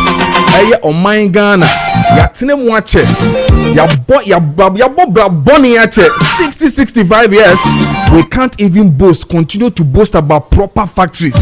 We can't even boast about proper economy. Yet had de bia na ye kagumu sa and me buy me ye say and I will go na ye say and I will so buy na be ye say na we ye say na ye say ya de sa in can make cancel fun sabi. But as I make what they say you and kwasi akika sa na 4 years 5 years 6 years 7 years now so na akoni aba we go say me the one buy one factory buy me the one down buy we say me buy me the social enhancement buy we say me be chair pad we say me be chair say the chair draws me chair kekele wele me chair say ya the sa na 4 years aso na ya sa akoni asa ba recycling any ye ukrum ha no and we think it is fair and over 800 neba no Ghana phone kwa 25,000 in the South Africa. So 25,000 in ensure mo buso mo ba e yo mo ha no mo a almost about 1.4 million backlog so so mo adwuma. Unemployment to good chroma almost about 1.4 billion. Omo da su good chroma omo nya adwuma nya won show mo ye and this one as starting kitten fitirollers and kitten fiti kufo ya krokro mu sa mana bedu almost about 1 million. Among force that to university omo be we school sesi a adwuma no wa hemfa I don't know so we o person ye president now be so be DS wa ye ka chwa ne say juni na me de bia me ka say youth na eba sesi ano when they start dealing with more motives sesi ana muntumi nsan mo ebia na ye no na ebia ye de hu sa bo mo do mo monte sa o obi be kan digital boys and girls no ma ba no monte sa o we do monte na ho na mo nya de mo ye no we ya na wa jisika we are 33.4 million nation kotoko we are yes ne account profit the misappropriation of funds ne account the misappropriation of funds into yan kon ho ne yan kwaji say sika no me no ka say ebedi 4 years na say sika no that's why branch no abra won tua say sika no ya do be court back to back agena sa 10 years na kwa brand sika na investment aye adwuma manema ati abrochi eye adwuma na me ba kwaku nyini a me ba ket nyini na so obeto sa branche na waka che ne say wo papa ammobra wo papa ammobra nti no ni sika na che say wo no de wo papa bobra ohwie sika ohwie o man ni sika a wode ma wo a wode koye no ene de wa bobra ama wo nti wo school wie akosuku say wo wie university wo ho ene nti no wa back I guess amofo sa mu yesa ye the ordinary Ghanaian no ti eye circle hanum ebo ni widiem ton phones enya kakra no wasamba beje tax na ye gada tax ne ma wa wo se me da kwakọ ye ID card ye games intima ye ID card $4 million Ghana cedis no $4 million why ye card $4 million say ye mfanko ye African games ye twhwe sika na dia na me janie na me febi famra me pano members ne so yeah ya ne say ye chi kwabrani bi wo asene ana pechiansa say yes we wi akoko ana say bibia ene de yen kase yen investigations and so ono e de ni 10 years 5 years 6 years we aponche we wi eye body ene tie de ni 10 years wako antiekua fia koyi ni nkwan mu nam awenti no ye de ne court eno ne yen kase yen hwehwe mi yen investigations na mom no obi hwia eye sa dipa na ne tax sika dia na ye da betra say ye set up committee ya ka betra ya ka cho say ye ko ayi yen kogo hwehwem na yen gi eye sika ni visa akwabane ne ho saa pepepe no de ebe ka no oda so ti ho no okọ no otwika no to petrol no okọ basa na ni nua be ma no ko gina awiem to abama no so no ba be ye ni yie no ono mom no odem e wo self say yes akọ wi aponche ebia na nka body okobu ye eye kom enti okobu ye na de command abusuafo ne baby na nka ne baby atoto na de bo eye mokom na nka wedi ene ye tie no ne man 4 years wo de wash coat enam hanom ehwia ye kromfo uwia ye na uwia ka kire say wo de end ye set committee na ye mfa hwehwem na fasika ne bra na man kan cha branten so no de kurai body no okobu ye no ono kra body no wani o obu ye na wo tie no ada na kan cha so fa body no nko na mbom fa no huni ade de wo jeli no you think it is fair with the politicians mo nya dem wo ye no wa na me de bia me kan dani duwa ana mo bete 7 minutes into 9 a.m. in Kancho diagnostic herbal industry say omu de drosum come before 1374 na 1374 ye drosum kokra ye ma ye high blood sugar ye high blood pressure and after your hepatitis B and C, HIV, kidney infections, liver infections, ye prostate enlargement, bad breath and after menstrual pain, chronic cough, asthma, chest pains and after arthritis and after ye na any enemy hu ne dia me pachowa yenkope eye 1374 ni be fit diagnostic herbal industry for ho na ye noma ye hu ebeto ye pa edra me dem friend 3232 onom ye etino wo de drone 2 so share 3 na wo de afra na wan bobobi ebeko yi ama ye pa so wo pedodo atopa so de akọ pharmacies na face so ye herbal shop bia wonsa ebeka bi from numbers no na oni omo endi enkomo 0246 073498 0246 073498 and after so ye 050 8931 050 1628931 now ne impemfo endi enkomo sasa na me catch us say Kingdom Herbal Center esomo the Kingdom garlic capsules ni bitters aba and it en tem na kopebi na immune booster papa e release stress anxiety arthritis and after say enemo yensane enanu na treat hypertension stroke and after say heart disease cholesterol ina no Kingdom garlic capsules ehwe de ina ema yensa so no more ginseng Kingdom ginseng power capsules and also for sexual weakness waist and pains and after so mental stress nina eboa ama so physical energy conforma onom Kingdom ginseng power capsules ni bia ebeboa pa emano so entie na ye what tremendous capsules and also e honom formula papa eboa ema infections e won ma ho nina na tumi menstrual disorders and after so bad odor Nina tremendous capsules etumi eboa sa wo pedodo atopa na yenko Kingdom Herbal Center wo Okanshi drug lane wonsa ebeka bi wona afiso pharmacies na afiso herbal shop bia wonsa ebeka bi yen from was 0597 298 855 0597 298 855 and after so 0559 761 144 now when Kingdom Herbal Center for ND and Komo so na make sure say the 6th annual Minister of the Year awards and also no because leadership is not a title, leadership is a service to the people and don't you know the best crowned minister padia because on the 6th of June 2026 La Palm Royal Beach Convention Center honum and ebekoso.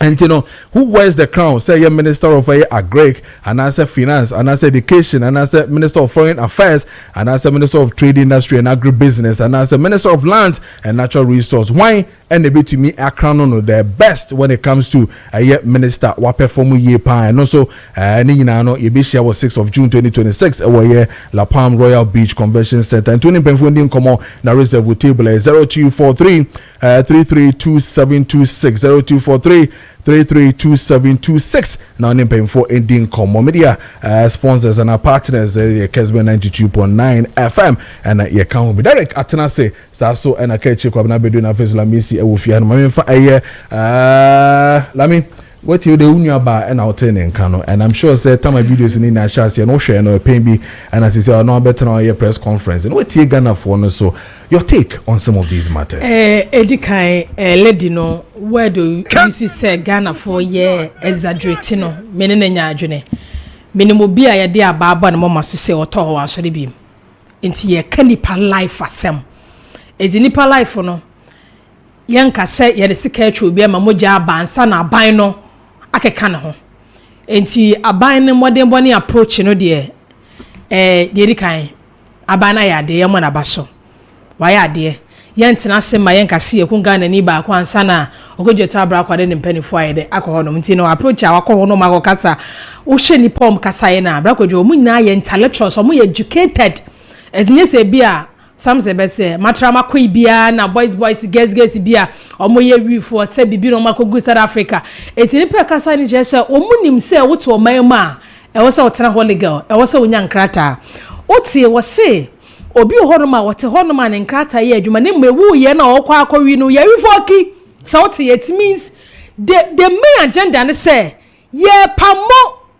awo foreigners enye legal but also omode fa so said be ye nipa nanka say hu bebo ye pamo foreigners because muji enwuma ye key point muji enwuma ye ti nipa no eye legal na so oman nim kra waje wadwuma ye South Africa population e over 60 million wo mu doso papa what I say dey no only security expert ba ko dey go am say ye wo say one thing is omo mpa adwuma dodo na mpa adwuma etini 40 million omo nsa mpa adwuma nka ho eti omo ni say wagina adwuma e mi ho say adwuma na wo ye no e bi ono asemamu ni no onye ena misumi hu ni say sa petty businesses de bia Ghana circle for no force for no mkasom say petty business enye timamu for dia say the man labor emranity ameboa enti so ko ya salum e wo bi kroma enye petty business say the Nigerians ne tonton mobile phone covers na ye no omo ko say enye petty business enye timamu enye wo dia is the same thing na make catch Ghana for wo mo yi say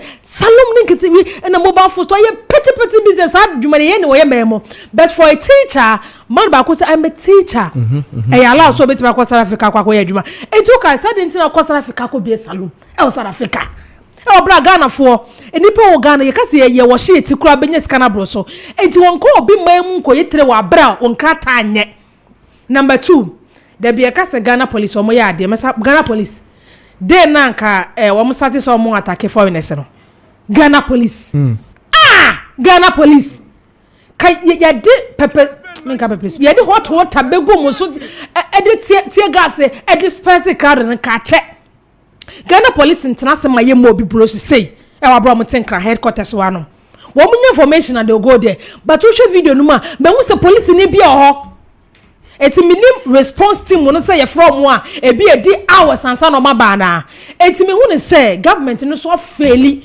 che say mo wo immigration of South Africa and so be illegal they be on me say Ghana immigration Brakwadwo ye wo nipa omtete kwa mse seska won say yensem travel Ghana ni bia kwotwe nipa no say go to your country we are foreigner odo ma betena kwa e bi kro etimi kwotena ye yi so ye fa ne say overhead mono a ye mie so da but Ghana ni entimi for shen kwotwe da Ghanaians we are different na say immigration for eye adwuma om de bus sasa nipa we nyina ko that is the work of the immigration omo de hwese nipa oberu omemu do otim nkata ye but for a country like South Africa abrofo cross free ho amuni mumra netimemu fo timi pamo ne yonko timemu ni wa bra immigration te wono ma South Africa for person omo person omo kyeresen ye kyerese movement a ye bom pai say Africans ye movement in intra ne interni bibia be adwuma na mo say no we have South Africans here we have South African companies here to go and say okay your South African companies are more permit here adwuma after permit ni wona sa ban so kan say me redeem ma won so e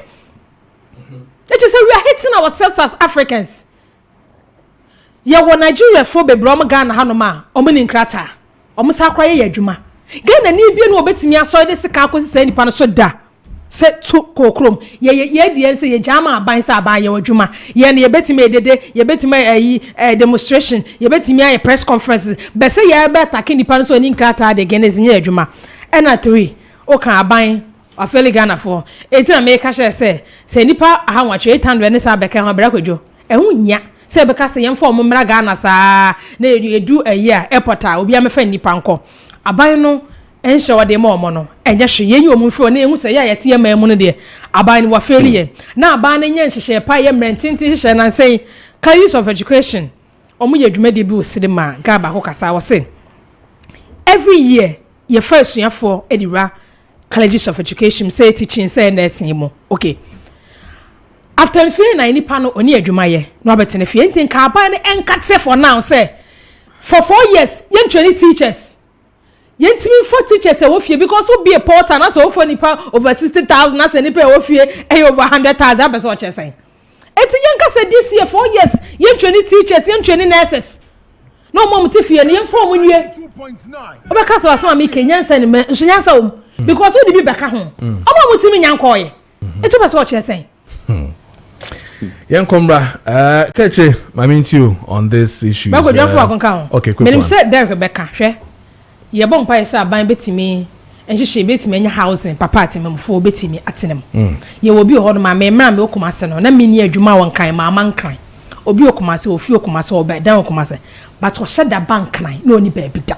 Na for that circle. Enti say ye ka say aban po edan so obia o de mountain so obi o no ma e na pede na se de na bra bo pese o bone se meda bonten obi o score betim de hand and so hide and mebo o ye adwuma de scan send if no de kofie e say woni adwuma ye won kra han ma don't come to Accra unu dai won kra ha don't come to Accra unu ba bi da don't come to Accra tena ba bia woni adwuma usika betim hadan ya no bank na we adwuma no hadan.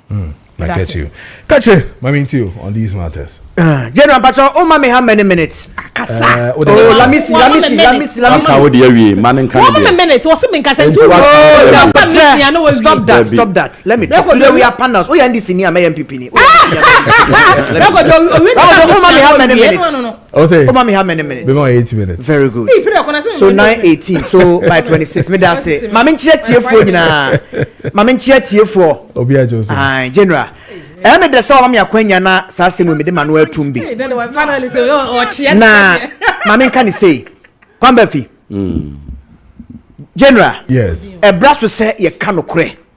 E de South Africa for. Yes. But omun teach. So I'm going to say this in English. South Africans, you are hypocrites. Exactly. Come on, take me. South Africans, you are hypocrites. Exactly. Another word I will use for South African officials, we are malcontent.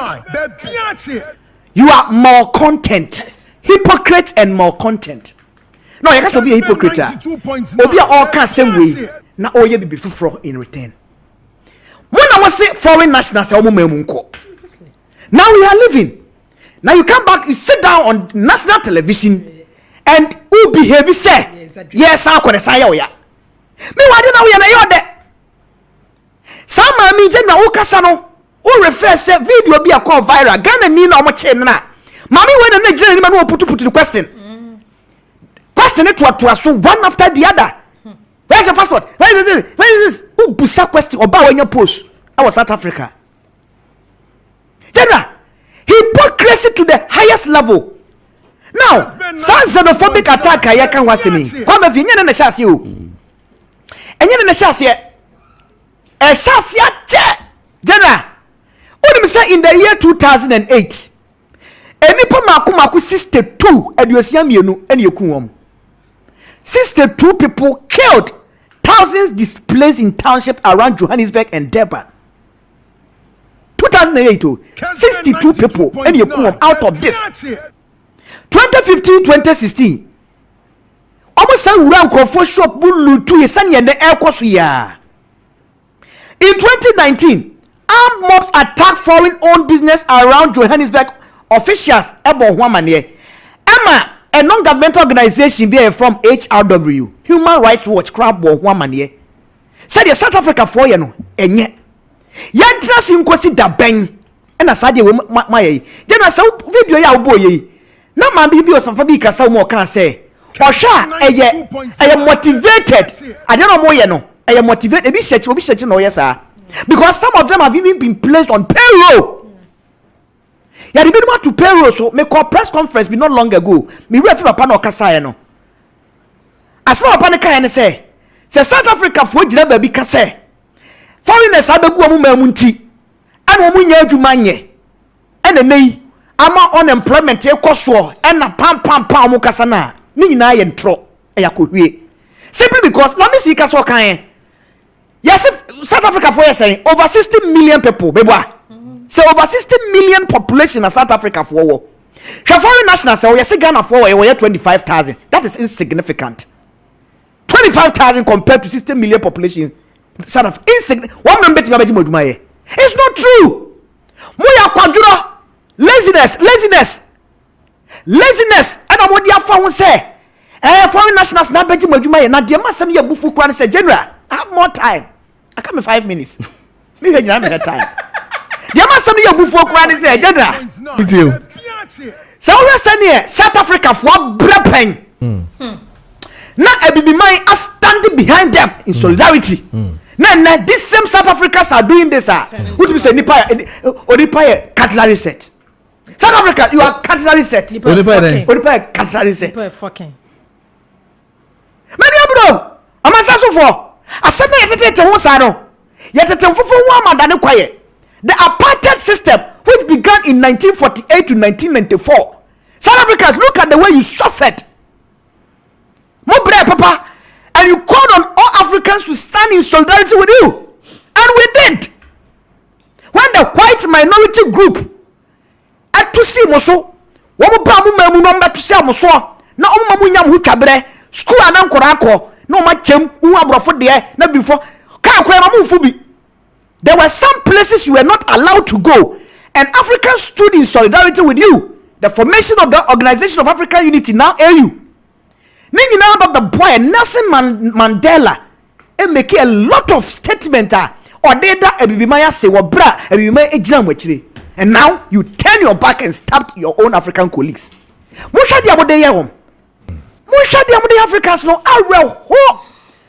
So the mamene Canada onyai often anu kwetwi from. If me were to me at this woman, I'll ban this woman from traveling. I'll ban her from traveling to any other country. On South Africa. So dating Nigerian look at that. Pasang cross country bracket. Yeah, same so when you're broken heart. Oh, any anutia. And at TSC when I'm saying Nigerian. Hey, barbaric. You know, somebody can say barbaric. What's in Nipa day? Nipa cutlery set. Wow. Nipa cutlery set. Okwetivi kwa hunsu no ba na for busa na ho no. Oh, you pamo Africa foreign nationals no. Oh, you mayaka de. Now Ghana for your man penny. Bolibon bombetos one transition who do friend on transition masabe preduasa. Pataku won ne wa kwa South Africa will be to the ho. Amam penny. Ebetimi dia lu praba sisa ne nkofo de o maba. Ne ya kwofo ne e ba. O say what are you talking about, woman? Wait, you are cutlery set. Then I don't come 4 minutes. You can be okay. Oh, Mr. TNT. You have not been fair to me. Because Nipa Kalari said today I need to come up. But you see, I am taking a year. I'm saying Derek Bebemuno. Some 6 years ago, when Honorable Mutanka Aswanse MP, right now, or Chief Whip, 6 years ago on the same South African matters, we're going to take you back. I'm saying some years ago, PAC, the number figures that you were given and all that. Yes, so we're taking you to 6 years ago or some. 6 or 12 years ago. Yes, this same xenophobic issue. Can be recurrent. 2008, 2015, 2016. Good. And then we are still. My share now into on that boy. That guy. Yeah, that guy can Simbi now remember back this year. Speaker, my worry again is like your opening statement that carefully worded comments.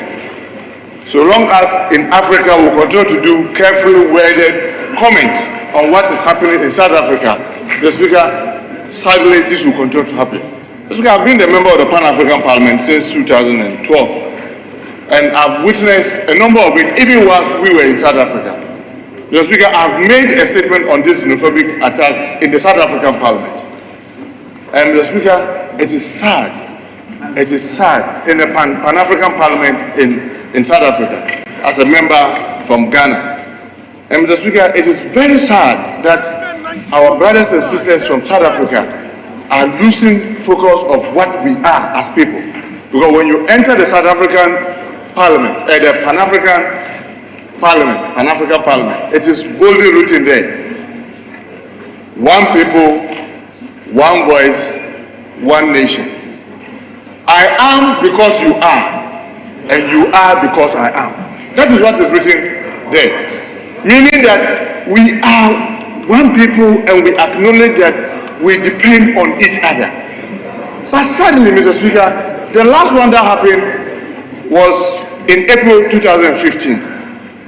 And the parliamentarians from the various African countries that normally converge about 4 times in a year, a mid-run, to deliberate issues that affect Africa, were very, very, very, very firm, to the extent that some members were even suggesting that if these xenophobic attacks were happening as at the 2015 one was about the 8th one, then we must relocate the Pan-African Parliament out of South Africa, because they do not deserve to have the Pan-African Parliament where the whole of Africa and their reps meet to deliberate African issues.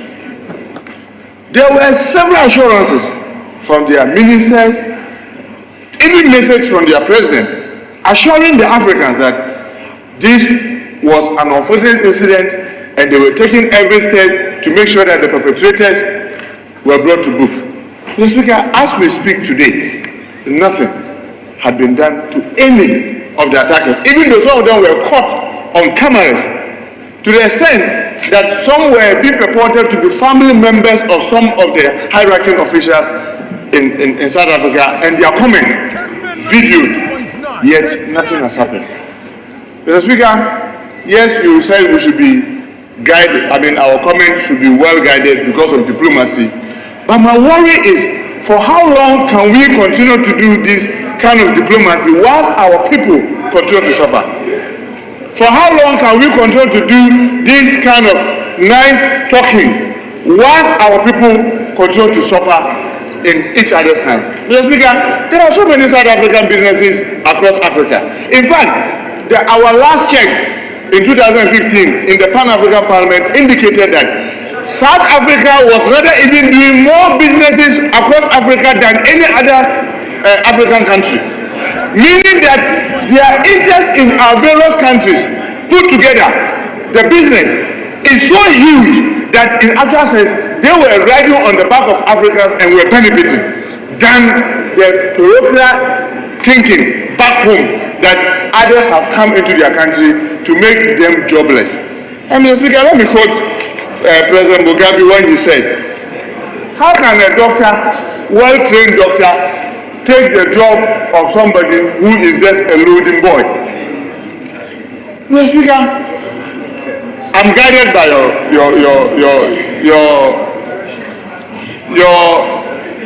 Okay, so almost 30 minutes into a year 9, we a year almost 6 years, and it's still relevant. It's still relevant to us. What Honorable Muntaka says, some say more than 6 years, right? And some way AC, and of course, we're first Mahama, and same way AC, and it will continue, and still until also a year side. It's quite 8th time. Yes, 8th time. Now it's that time. No, to date, 2015 was the 8th time AC, and we are still watching. We are still happy to see a Pan-African parliamentary sitting in South Africa. I mean, can you imagine? We cannot Sanchez be to me in Koso, ECOWAS and the rest, and all the EUs, AUs or something, and all that. Now, this one says, he will not kill me. Nipa ye cutlery set pa. My regards to you. Or this one's from Eric Kwame Jesse morning. Baby I will be here. Derek Kwame to na fe yemfa. Yo general me that say na me so me chia tie fo ene ahwefo nyina. No je ofi ra. Me handan. Radio adom. Ne man adom nti. Ne baby ayi ye kokodi fo. General said they wo kan muntaka say esi ebekọ so asi until say African leaders no be o madwe so mbe ye o mudie ye general dey see me condemn South Africa for mo anya de enu esa na ese nko mo ye be fa ba bi no me sa ne o mo ye adwen the reason is say o mo so o mo pam o mo nko no o mo kwa ye o mudie ye me bo a general nya sa no kan sa no ba ne kan o se mo nko mu krom na mo nko ye mudie ye general nya de di kan ni o se Ghana for ye mpanifuo no se de di kan kan ye adwen se be o man ni ya anka sese nko bi antu kwa so ko bi krom kamanfo ne be ba ba ye adwen say ye ho ene ema adwapade ne ye penti 1983 asemu ebisi e wo Nigeria for pamo Ghana for wo ho esanse omo eji wo mo adwuma meboa sa Ghana must go ne Ghana must go ba ye ho ne nya Ghana must go no jeno meboa yeah ho ne nya Ghana must go no ni nyina ne say Ghana for e ko ho no e koye omo adwuma na me papa ka ho what you say me papa no ka ho ana ye okoye ana ye man ne ba ye all because unim Ghana for ko edi ana omo ye obi wo kwa na chibu fruit obi nua emoton ensema what you say obi e chigari la petty trading yes petty trading ensema betrempo we na mehu masa kasa man kasa mami kame de o masa wan kasa man kasa ete kasa sorry na obi achigari obi chibo fruit wo ho na go ni petema mu ni no a ono na dwuma ketekete obi 100 cedi obetimi ya wa fiu kro mu baba je aye all because of kro mu ho no mpanifu ansiesie ho nti na se ansiesie de mu amana anje ya ka ba chibo fruit obi aton ka wo meche 1969 Ghana so ye bi ya pamo or the say Nigeria for any other African countries no buzia pen so meboa omo kai nyina no eno kra all because almost odi adwuma general asemu ebi koso Ghana ha ya Nigeria for abaha sei eton phone ne ade omu abe na sorry yes munkomukrom mo tonton ne o man ketekete na ni nyina no ejina also overstaying yen hye nso abibrem Africa for sad na kaye ho uko obi man so sa okodi boso miensa no so a na sa wo nkwa ko na konkra tare yan wi nu mawo but abi before your madwe say ono oba onko obenya sabe Ghana ni bare na twempra benya South Africa ni bare na twempra to ba kwata ho bra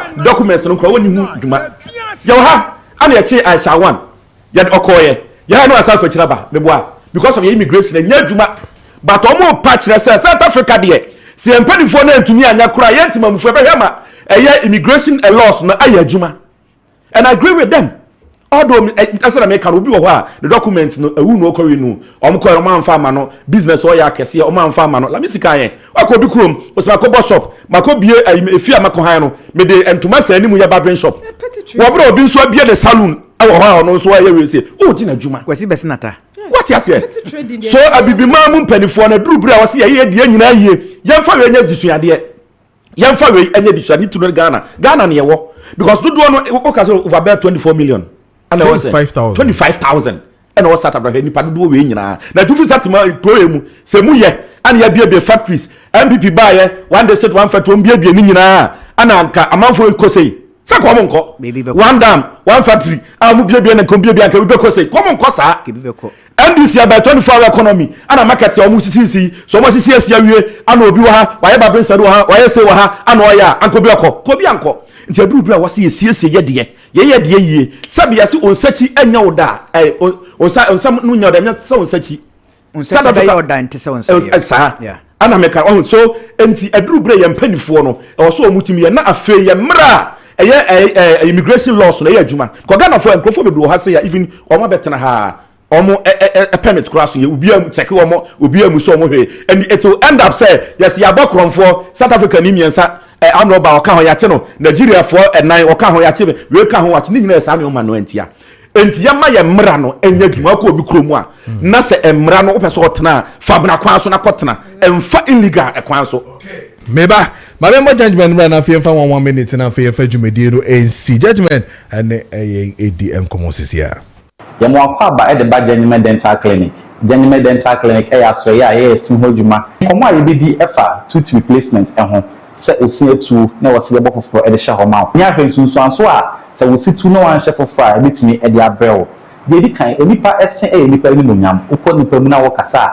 deɛ yɛhwɛ ɛyɛ ɔsen deɛ ɛboa ma wotumi didi ɛyɛ ɔsen wɔkasa deɛ ɛboa ma words bi wɔ hɔ a wotumi pronounce yie nso ɛyɛ ɔsen yɛdidi dwumadi ahodoɔ bebree ndi sɛ ɛsen etu a ɛho behia sɛ wobɛba ne ahyɛ foforɔ nso ɛwɔ hɔ ɛde ama wo nso obi wɔ hɔ a ne se no na baako sie nim baako sie akyiri ɛnyɛ ade a ɛhyɛ nkuran gyenyema deɛ ɛto nsa afɔ ketewa na mɔba ne nyɛ ɛse ne foforɔ ɛmfa nhyɛ hɔ nso ɛmfa ma wo afei nso nipa ɔsen wɔ w'anum a ɛboa ɛma wo bone no ekipi in good shape sɛ wosi tu na wɔayɛ replacement a saa side of the bone no ebetumi atum ama na yie anaasɛ ebetumi ebuabum sɛ na yɛ ayɛ ta aka no ama na yie mɛntena se ma saa ha no ɛnto tuanamon ba sɛ ɛse na atuo no yɛnhyɛ foforɔ ɛwɔ hɔ mfa ma ɛse no ba yɛ mu ahodoɔ bebree yɛwɔ ɛse no baako a yɛhyɛ wɔ a obetumi yi wɔ adeɛ na wɔahohoro ho na wɔasan hyɛ na adeɛ baako a wɔ abɔnten ne sɛ nipa dodoɔ no agyiri sɛ deɛ wohyɛ a obetumi yi no ntumi fa didi ɛnyɛ saa na ɛteɛ yɛyɛ ma wɔ a obetumi de didi obetumi de akasa obetumi ayi dwumadi ahodoɔ bi a wodi di biara no yɛwɔ mu ahodoɔ mmienu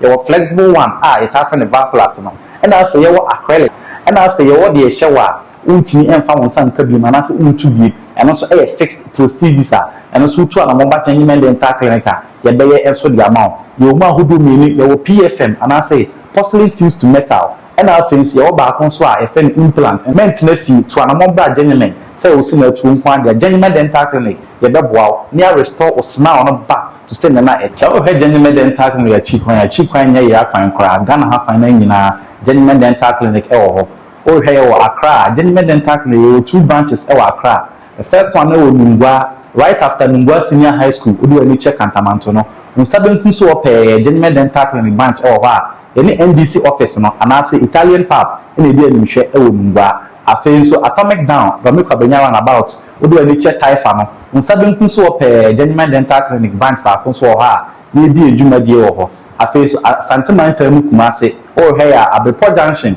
total filling station no achi wo pe odi wani HG no unsani fa so wo pe ye ne Methodist school na wa Abepo Junction no e na di animhwe afei su kuma se wa hwe ya Atonsu High School Junction traffic light na se wa pe genuine dental clinic bank ba go so e wo ha ye di adwumadi e wo ho kofo bi aso hwe genuine dental clinic a ye wo Central Police Station no enche mu ha pe ye ne Central Market no e na di animhwe a ye di adwumadi e wo abonsan na wo Central Police Station nche ho na takra den so oh head genuine dental clinic branch na pipe and traffic light Tadisco Junction wa enka ne baby na GM Bank ewo no saa bonsanko na mu na genuine dental clinic yewo a ye di adwumadi aflawo so genuine dental clinic ewo Ecobank story building na Ecobank ewo ase no esoro pe na wo genuine da obehu ye ewo aflawo afeodu ani kochiem ewo techima no so abonumantemu genuine dental clinic ewo Mazi Road enkom hotel achiwa pe ni AY Ahmed ene di anhwe ewo techima afei so esemante no so yewo Tamale genuine dental clinic branch ewo Tamale Tishigu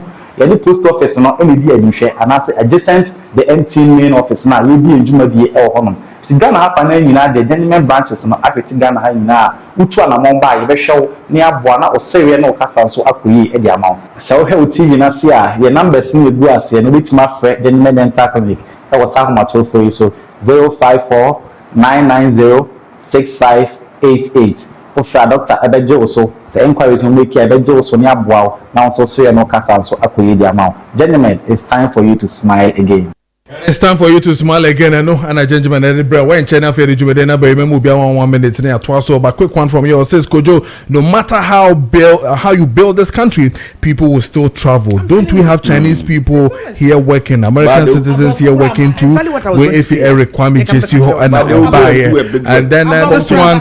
Derek Eka who asked but this one says that Kojo, good morning, Mr. Host. Please read my message now. I'm reading it. Wise man from Maakye. He says that your panelists, I'm sorry, were not born when Ghana's late president Dr. Kojo Preko Dankwah introduced the alien expulsion order in the late 60s, deporting all foreigners most affected were Nigerians, leaving their businesses and houses behind. It was so sad.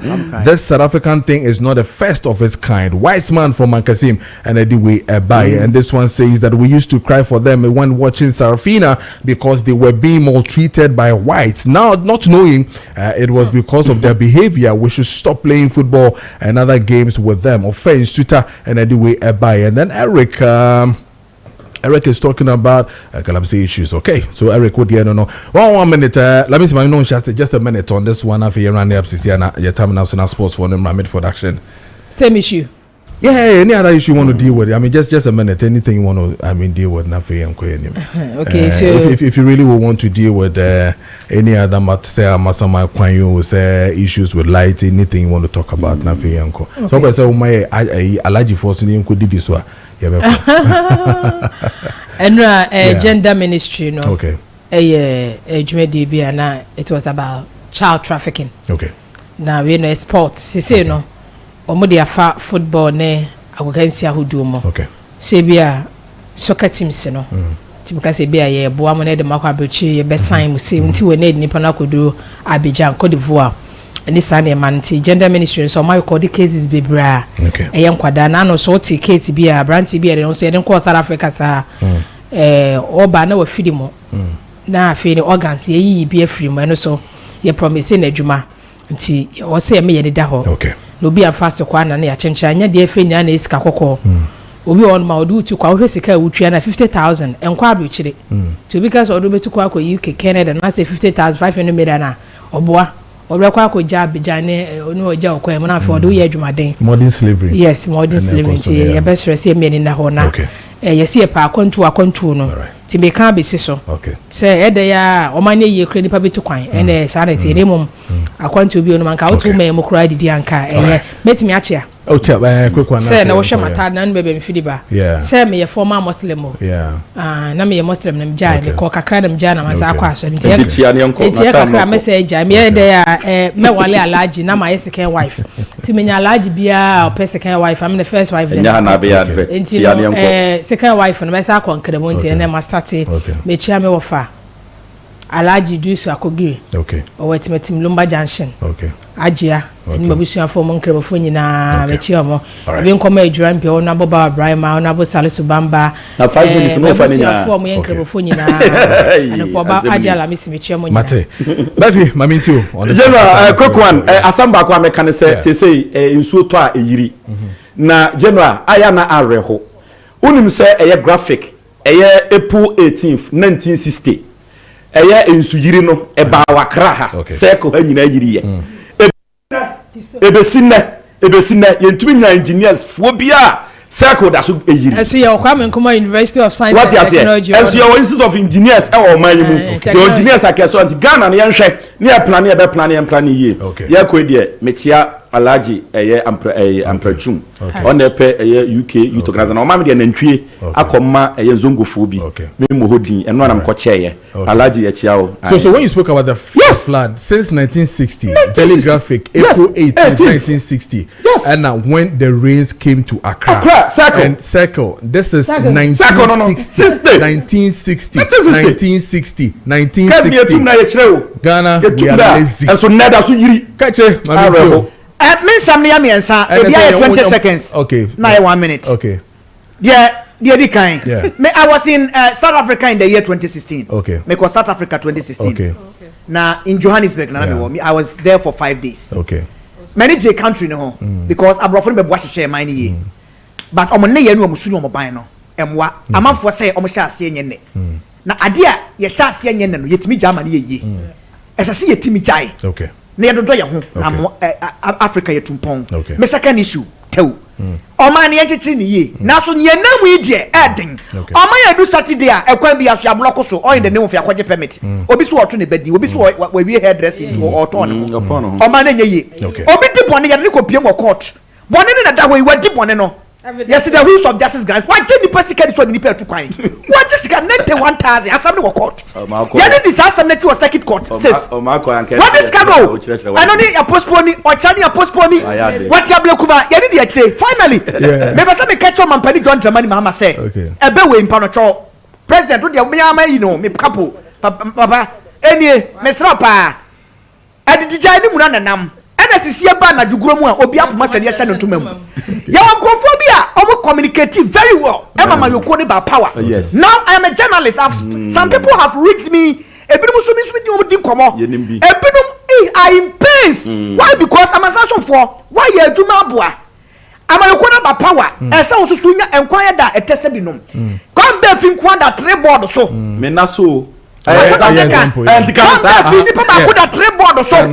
see that says what be the so nya bi na so communicators bi no to say Charles Makati no ebu adwuma Kojo ya bua a communicator or no your MPP youth organizer he metamorphosed BOT wakasa Bernard Odo tachi no mo Kojo ya bua adwuma this guy communicates so well Mate if I want to board ni so bi Mate I'm a for Mate catch up on my pedi come come take me Mama Kessben and a greatest happy birthday to you Chairman and salute Osahine Alexander Afenyo Maakye the MP for Futu and Minority Leader happy birthday to you Osahine we salute I say Kessben Media and I feel so Kessben Maakye and then our parliamentary correspondent Oba Odobapa den Julio Omunyina say happy birthday to you. And then a happy birthday to Harrison Kwame Boateng. This one is for your parents, Mr. and Mrs. Jerry of Kumasi CPC. Happy birthday to you, young man. And then a happy birthday to Frida Awo and Shira Boahema. With your uncle Ezekiel Honor. Happy birthday to your little girl. And then a happy birthday to is it Fobo Wusu Ansa Lawrence in the same family? Happy birthday to you. Oh, Fobi Owusu Ansa. This one from Lawrence. And then a happy birthday to Emmanuel Ej. Is it Mancia? A worker at KMA Circuit Court and we are Deputy Chief Registrar and then Cashier Judicial Service. Happy birthday to Emmanuel Ej. And it is 7:47 in the studios of Kessben 92.9 and face of Kessben TV. So, Hanam Dijmedi NBC is a holiday version of a Kessben Maakye, heavily produced by Richard Apiasa Pon Fifi Addison. And I feel so technical on duty. Kwekwana say the man himself, Amos Lai. And I feel so Danny, Big as Andy, and new Bibia. Kwache, Michiao.